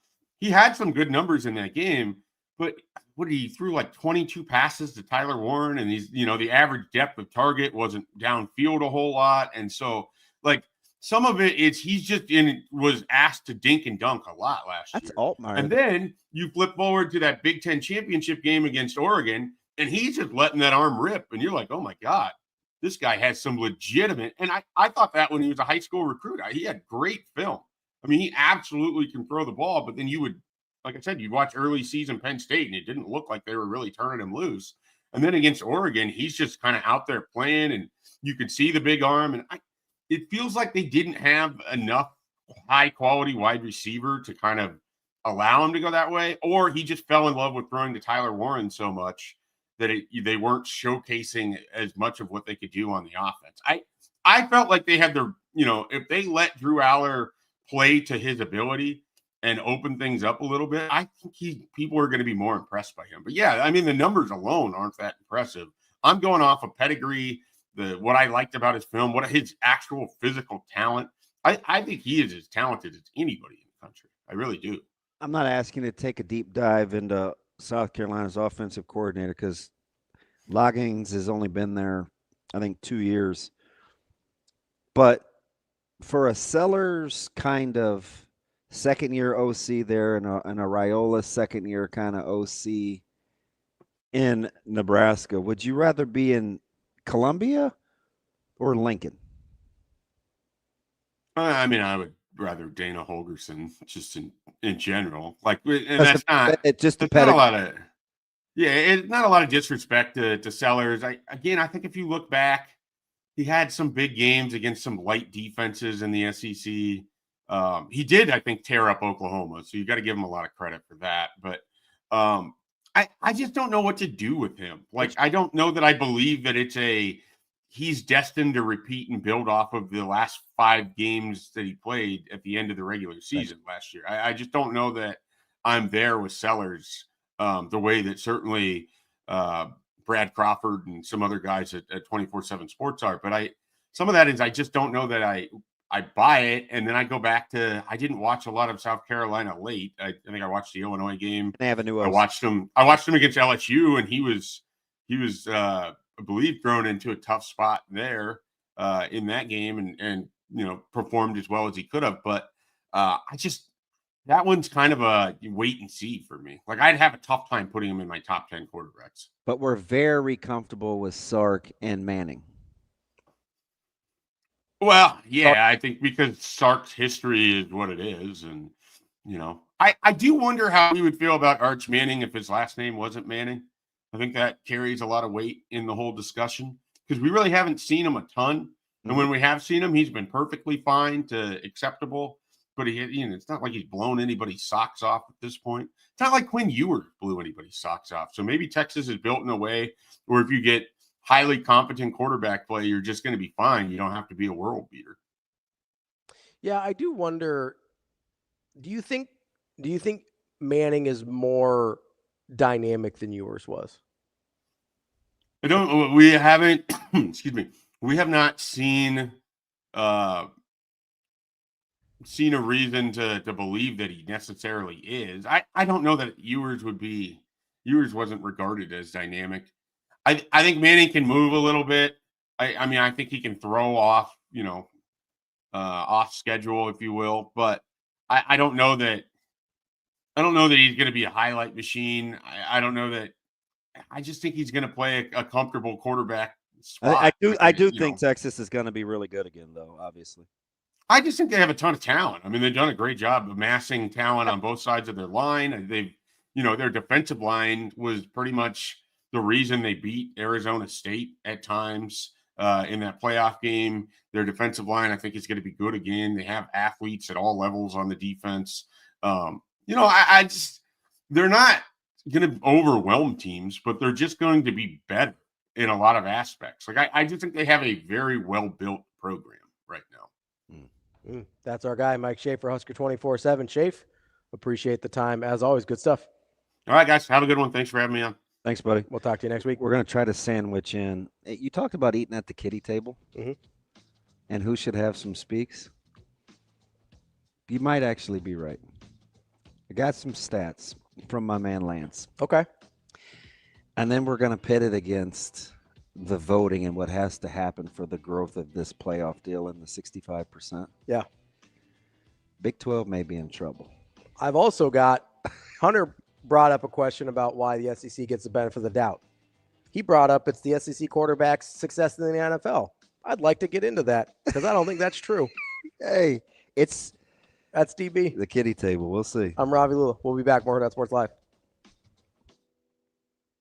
I think that is a huge part of it because really nobody on the roster had played in a regional before last year. Now these guys all have.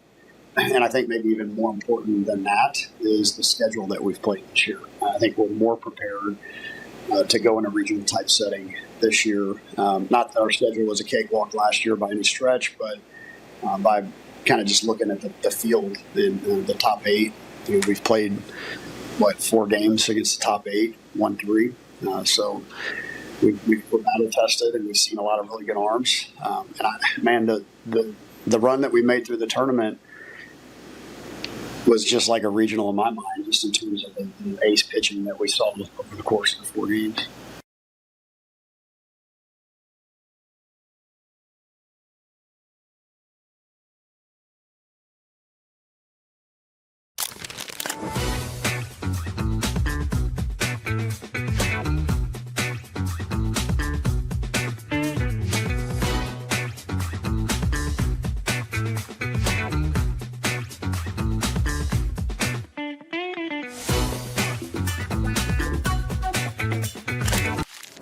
Aspirations can drive us.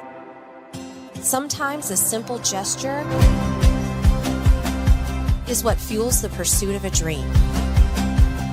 When it's time to make your dream a reality, we are here to help.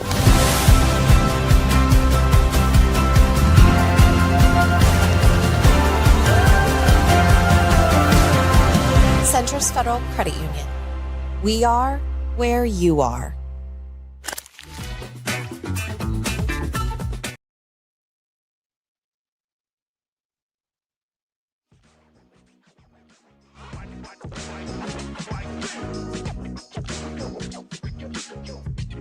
You're listening to Hurrdat Sports Live.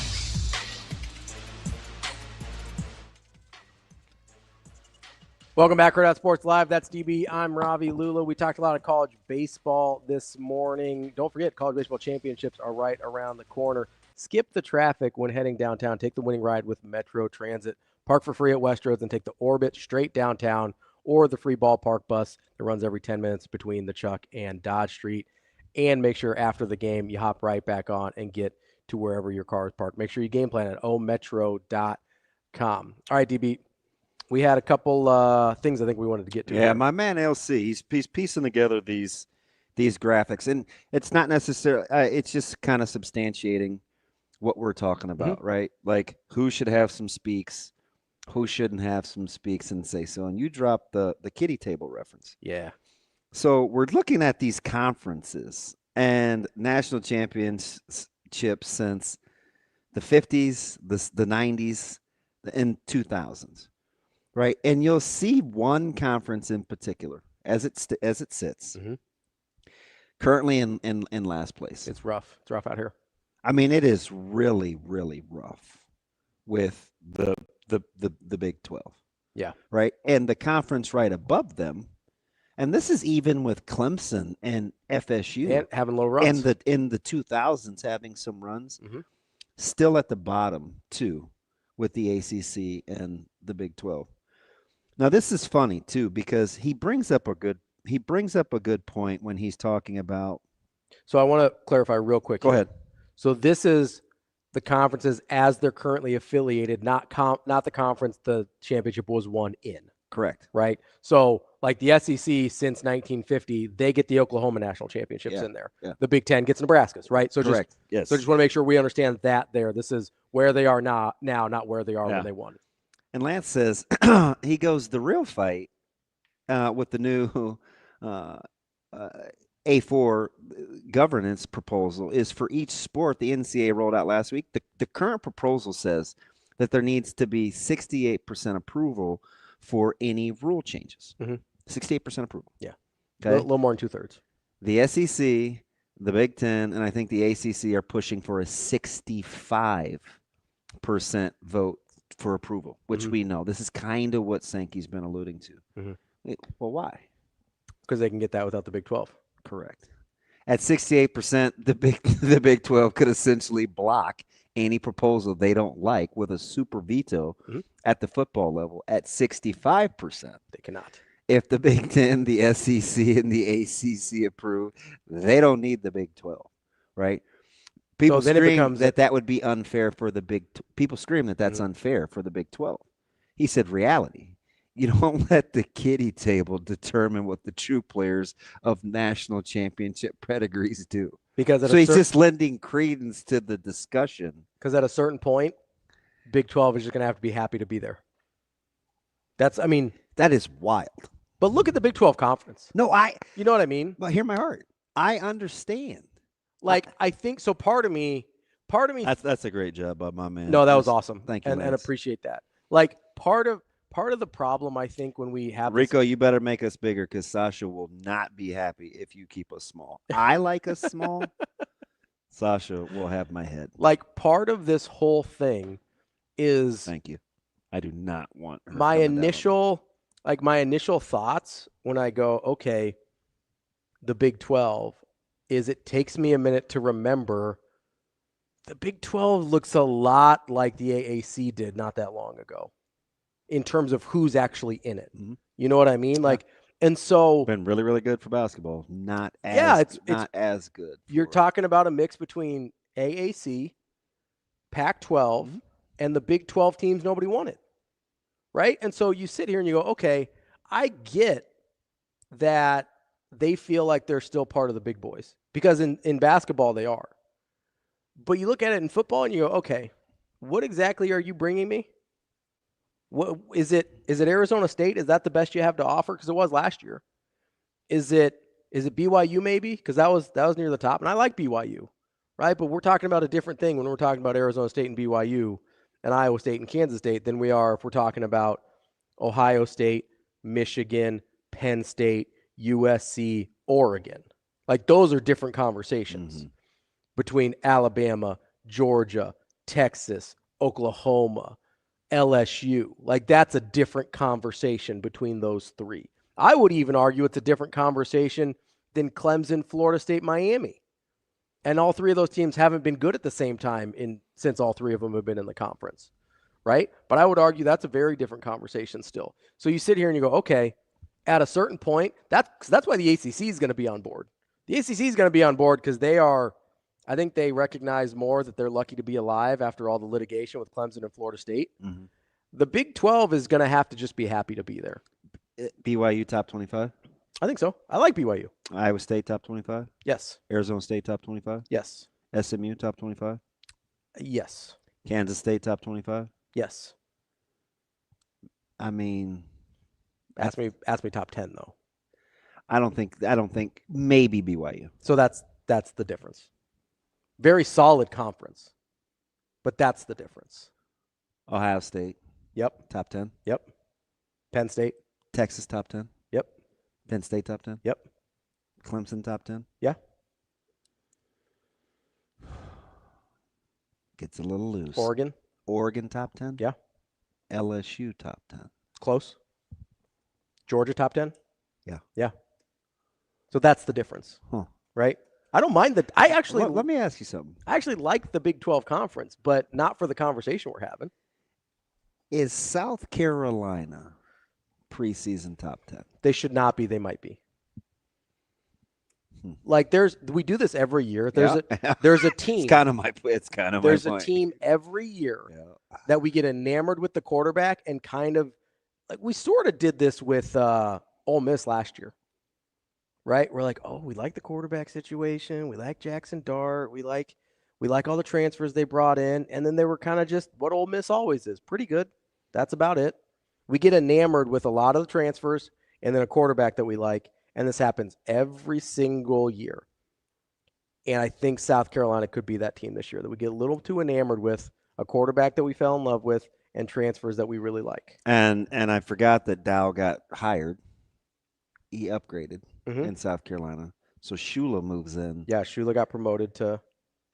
Do you count him as a 1 year, as a first year guy? First year play caller, yeah. I get he's been in the system, so it's not a huge change for Sellers, but I do think the play calling is different. You know, like that's not as seamless as it is in other situations. You know, I'll take my chances with Nussmeier over that. I'll take my chances with Arch over that. I would even take my chances with, as much as I think it's close between him and Mateer, because at least Mateer is keeping an offensive coordinator. But I think you're making assumptions with both. I do think Schaefer hit the nail on the head, though. With what?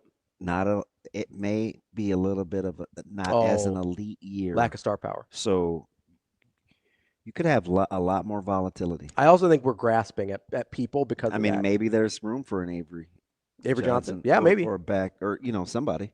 Yeah, back to Iowa State is the one that I kind of look at. I'm a little iffy on Avery Johnson. Me too. I'm not. Me too. But a lot of the same traits we're talking about with Lags and Sellers. Speaking of quarterbacks, real quick, let's talk about quarterback alumni, because Hunter brought up the reason that the SEC gets the benefit of the doubt is, and we do got to get to Eddie. Yep, is that so we'll do this quick. Is that it's because the SEC has more successful quarterbacks in the NFL. Name me like 5 of the best quarterbacks in the NFL, real quick. None of them are in the SEC. No, none of them are in the SEC. Yeah, I know. You've got like 7, I think. Quick tally. You've got like 7 of them. Depends on where you put Hurts, and he ended up at Oklahoma. Yeah. And he played in the Big 12, so I'm not counting that. Yeah. But some of the guys that we're talking about that are SEC are like Will Levis and Spencer Rattler and Drew Lock as your starters. Otherwise, you get to like 4 or 5 pretty quick, and none of the guys that we care about. None of them. So, they're getting drafted. You get your Bryce Youngs, you're getting drafted, but most of the guys that we actually care about, aren't not playing SEC football. Upper echelon. Not playing SEC football. Just something to think about when we're going through this, because I think we have this perception that SEC quarterbacks do better in the NFL. There's some good ones, don't get me wrong, but none of the guys that you care about. When I'm outside of Joe Burrow, interested in our off-season topics. I think we're having a good off-season show. I agree. I'm biased, though. Outside of, because I have something else I want to do for the rest of the week now. Outside of Joe Burrow, I'm not taking any of those SEC guys. You're going to be like, huh. And guess where Joe Burrow started? The Big Ten. Correct. Eddie Garcia coming up next. Talk a little hockey here on Hurrdat Sports Live. I mean, honestly, I said this on TV, but I couldn't even get a word out in the huddle because my 3-4-year guys, Joey, Jeter, and Troy, just ran the whole huddle. And they said, it's time to go. It's time to lock in. They talked about what the Driffle kid had on the mound, and they just said they've come too far and they've worked too hard to to go down like that. So Lewis drew the walk, and Tanner with the greatest bunt in the history of East baseball, and then Troy got a fastball and he didn't miss it, and you know, Joey drove him in. So that's an inning I'll remember for the rest of my life, because it was a bunch of old guys doing old guy things, and we're so blessed they're on our side.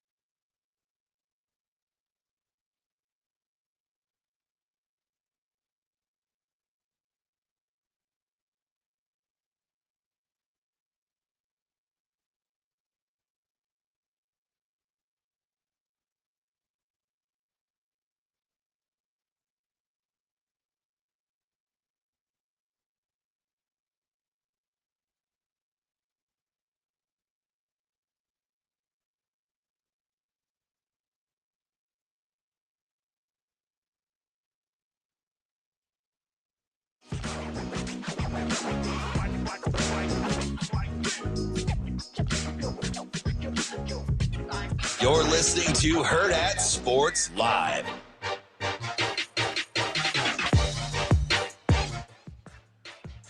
Welcome back, Hurrdat Sports Live. That's DBM Ravi Lulla here at Hurrdat Sports Bar and Grill. We are joined now by Eddie Garcia. He is the co-host of the Puck Podcast and does Locked On Podcast for the LA Kings as well. What's up, Eddie?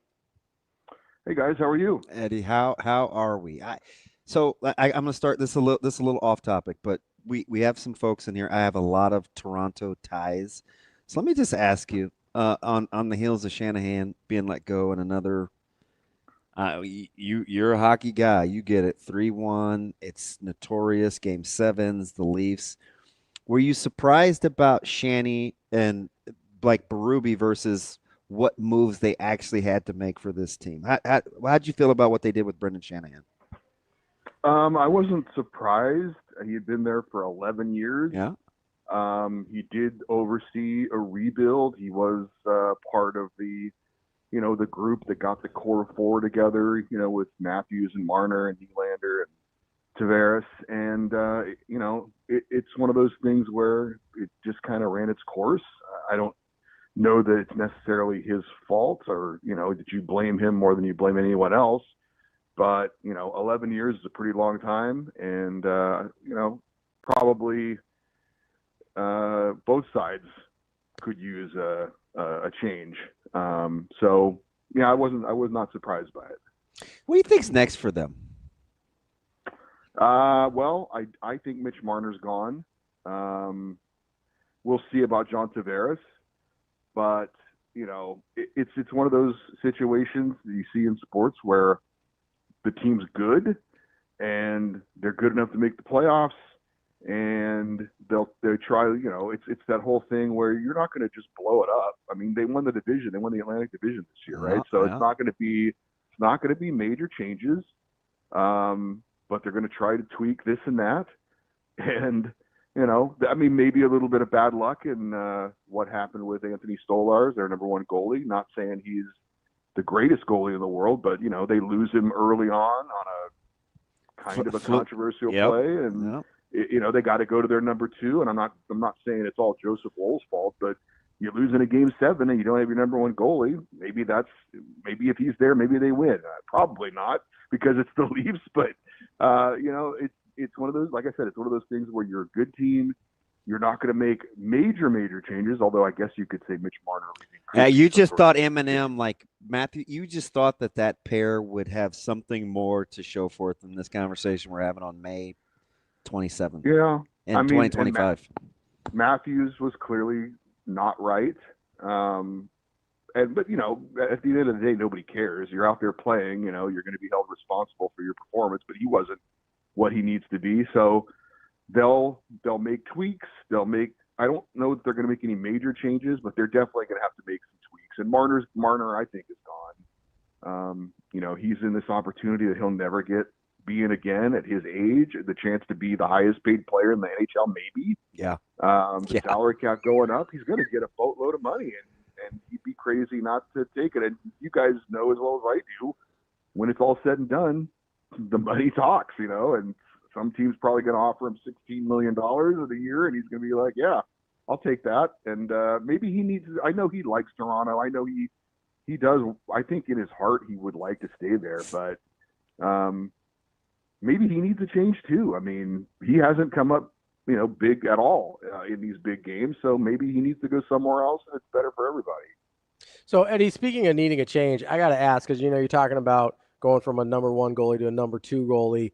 What do you do when you go from a number one goalie in the regular season and that guy turns into a number two goalie in the postseason, the way Hellebuyck does with the Jets? Like, what do they do there? This is like, is the sample size large enough now that they're like, hey, like this just doesn't work in the postseason? Like, what do you do there?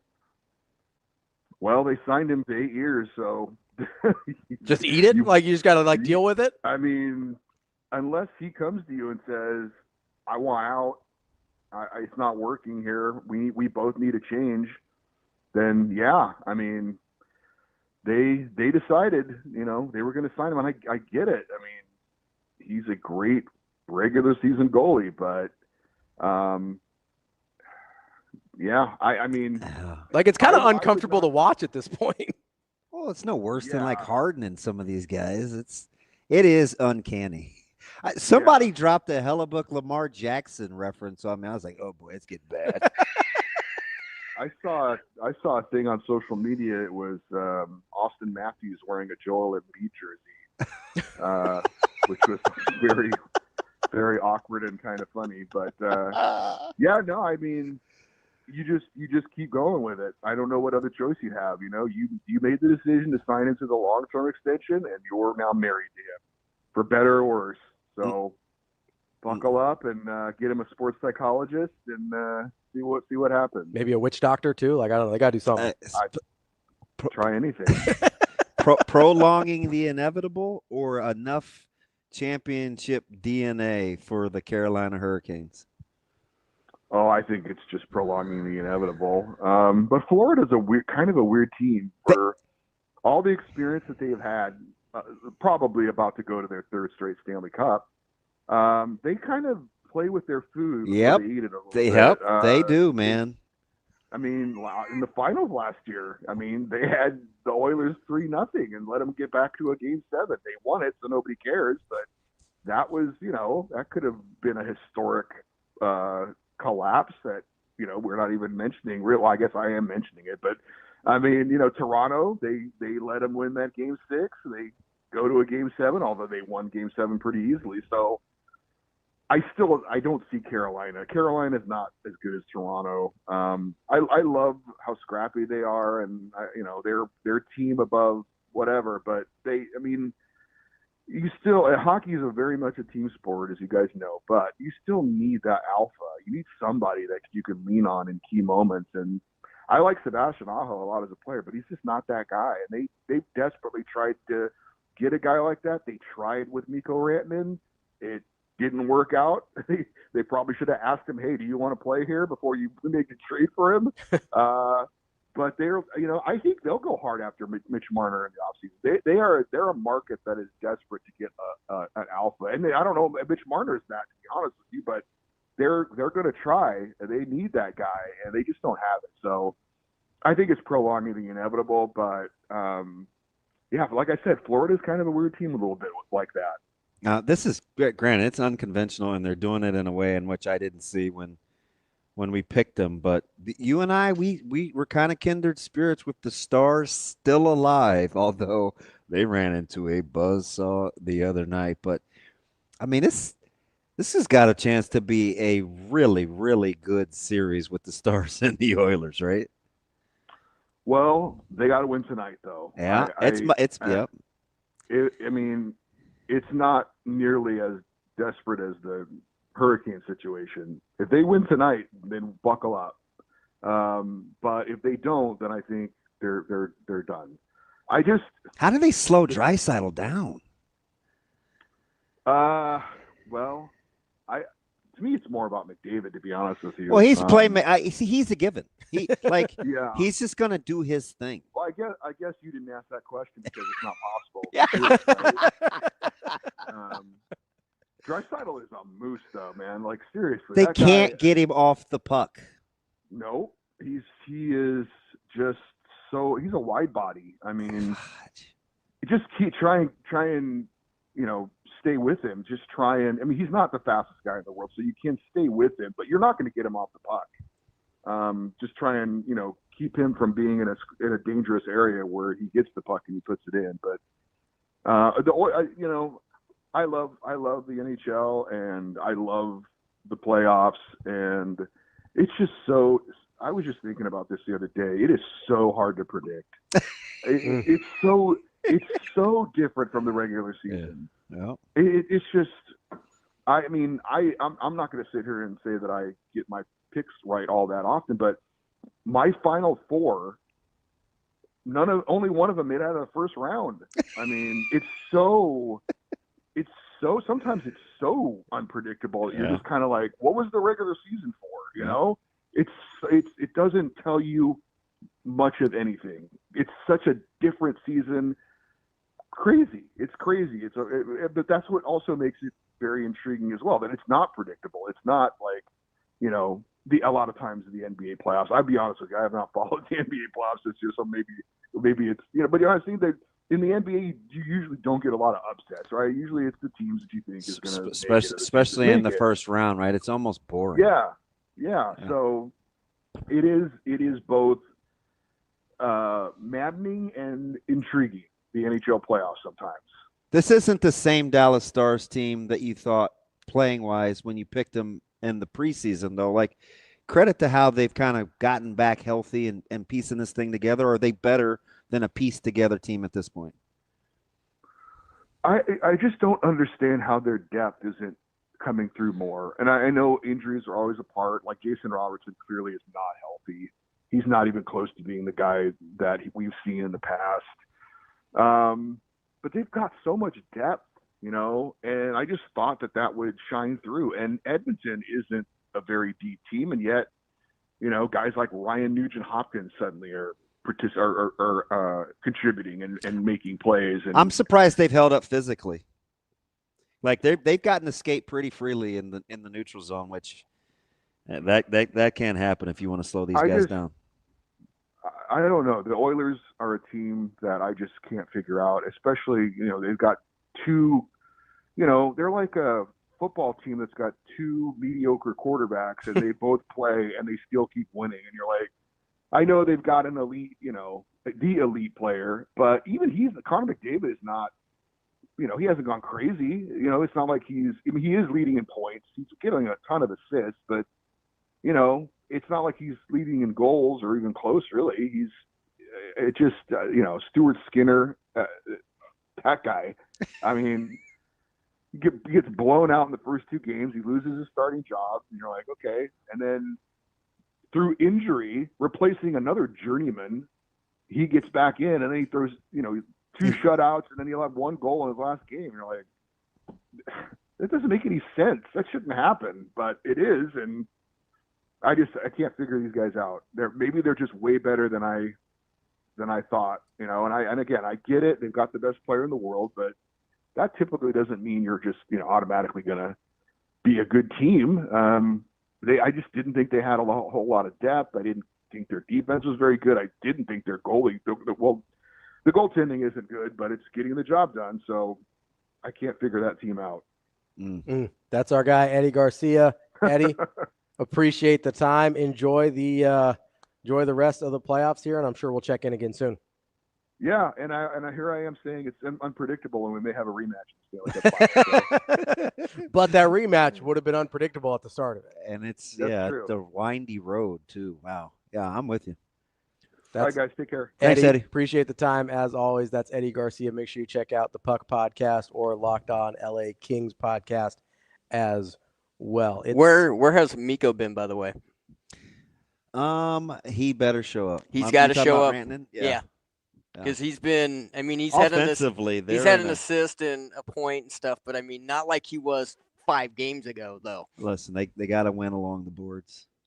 They're letting a pretty team like Edmonton skate a little too free. Yes.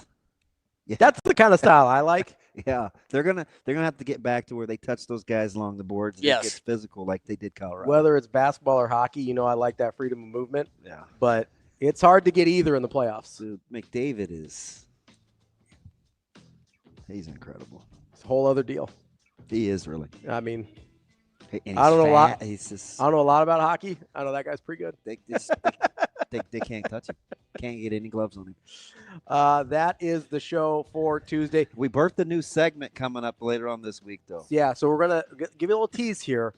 We're going to deep dive into the other conferences, Big 12 and ACC quarterbacks tomorrow, and then later on in the week, going to get to a little quarterback draft here. And will the draft lead to who we like as teams in the country? That's going to be interesting to see. That's DB. I'm Ravi Lulla. We'll be back more Hurrdat Sports Live tomorrow. See you. Have a good day. Love you.